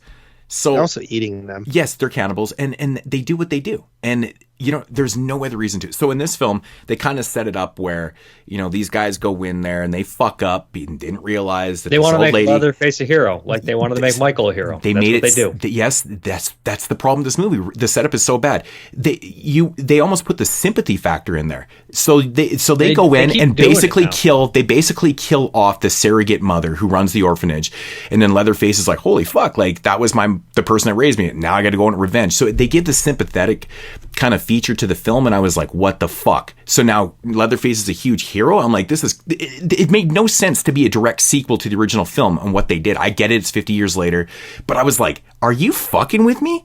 Did they just do that with the narrative? Leatherface doesn't act like Leatherface either. No, he's 80 years old. Well, look, he's at least 70, and he doesn't act. He doesn't have the same mentality as Leatherface. None of them ever have. They've never ever duplicated Gunnar Hansen's performance. But the problem is with the Leatherface character is that this is again direct sequel, so it's 50 years later. Assuming that Leatherface was even 20 years old in the original film, he's at least 70. So you're probably 70, 75 years old. This guy he's moving around like he's moving around like he's pretty fucking young. I don't buy that. Still, he could have been like 66 to 70 doesn't really matter, JP. But but dude, like you look at Tom Savini and you're like, he's 76. Yeah, but you look at Leatherface. But it doesn't matter because the first one is grounded in reality how they move. This one he moves like a superhero, so it doesn't. It's not even the same. Yeah, but there's other dumb it's hard to shit compare too, it. But you put the fact factor that in. They don't understand how chainsaws work. But you put the factor in. So I mean, there's some things you forgive. You put the factor in that Leatherface is completely for the fat. roundup. He's completely fat and out of shape. And he's at least 70, 75 years old. He's moving around like a superhero because that's what they made him in the beginning of this film. They made him this fucking like anti-fucking hero because of the sympathy factor. And I'm like, this seems very comic booky to me. So I'm watching this film, rolling my eyes at pretty much every piece of dialogue, every character. Fucking the whole setup was ridiculous. I did like the setting though, because it kind of felt like a Western. They're in this like old Western, and I love the kills. The kills were vicious and brutal, and it kind of shocked me that there was a legitimate chainsaw massacre that was actually really entertaining to watch inside a bus. And I was like, fuck, man. That's pretty cool. The ending surprised me too. I didn't expect him to just cut bitch's head off. Like, I was like, wait, is this I thought it was a dream sequence. You know what, My favorite character was the hillbilly guy that you thought was going to be a piece of shit, but that was telegraphed too. Oh, dude, when he gets his leg broken. Mechanic. When he gets his leg broken. The only one that like. Yeah, that's brutal, true. Dude. When he gets his leg, and Sally fucking surviving that shot, that fucking that's so chainsaw bullshit. through the stomach. Yeah, and then like, I'm okay. Dude, Leatherface got shot. Like Leatherface got killed 13 times in that movie. Like that's what they do now. When they make a new sequel, they just make him Jason Voorhees. Michael Myers was Jason Voorhees. Leatherface is Jason Voorhees. If they make Freddy, he'll be Jason Voorhees. And that's the other factor in this film that I thought was completely ridiculous, because they literally made this new TCM sequel as the Halloween fucking sequel. It's the exact same fucking movie. Like, I'm like, it's like that game that's like, can I copy your homework? Yeah, just don't make it look the same.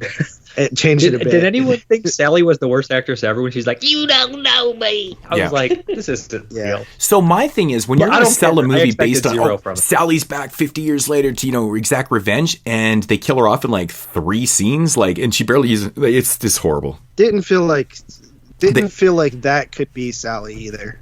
I agree. It just felt so wrong to do what they did with the character. They could have introduced her and had her kind of build up and maybe had her a better character. They're just going to redo it again anyway and have another direct sequel. I felt like she was there just to die. She was there just to die.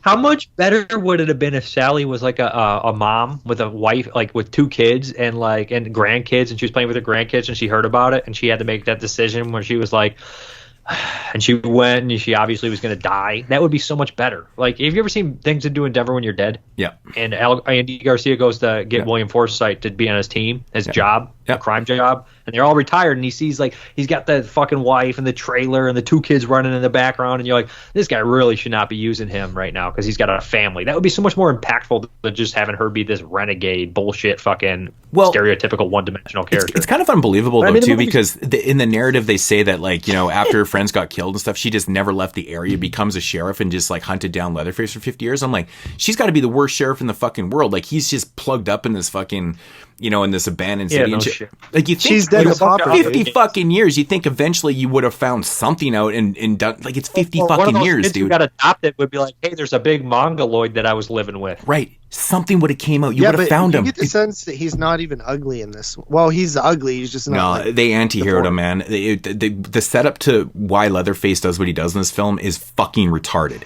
It's so stupid. It's fucking dumb. I mean, it was embarrassing. That didn't bother me as much as some of the other shit. It was embarrassing to me. I was like, it's awful writing, but it's got good cinematography and great kills. I enjoyed it. And it's short. Being short helps a ton. The setting was awesome and the kills were awesome, but we saw. I mean, did you guys watch the end credit scene? Yeah. I could watch it again. It's brain dead fun.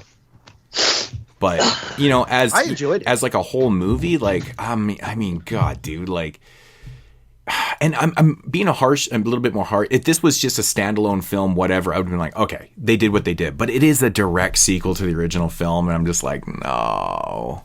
That's how I feel about Leatherface. If it wasn't a prequel, I wouldn't care. But it bothers me because of that. This one, I expected absolutely nothing from it. So I was like, I thought it was going to be terrible, and it was terrible, but I liked the kills, and it was entertaining. So I enjoyed myself, but there was points where I involuntarily cringed. I couldn't control myself. You're not a fan of Leatherface, are you? You're not a fan of Leatherface? No, I don't. Yeah, see, I think I really like Leatherface, but I also feel like there should have been 2 more films after Leatherface leading into the original Texas Chainsaw. I think there was so much story there that they could have flushed that out a little bit.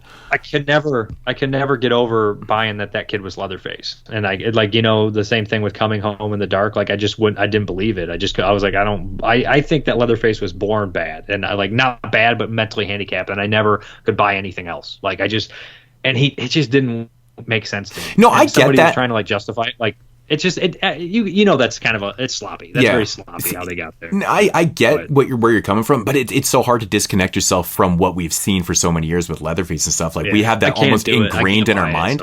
So if you put a different perspective of like when you're a child and maybe there was some things that actually led to him being the way he is and stuff like that. I mean, it's possible. I mean, trauma is a thing. We know these factors do affect the way you turn out and stuff like that, right? I mean, look at most serial killers. I don't buy it like that. Usually people that are that gone usually are bad from the start. Now the Hitchhiker, I would buy something like that happening to him, right? Because the way he acted seemed like he was just, I don't know, but not Leatherface. Leatherface seemed like he was just had the mentality of a child his whole life, even when, you know what I mean? Right. All right, I'm gonna go take a leak here. That's all, folks.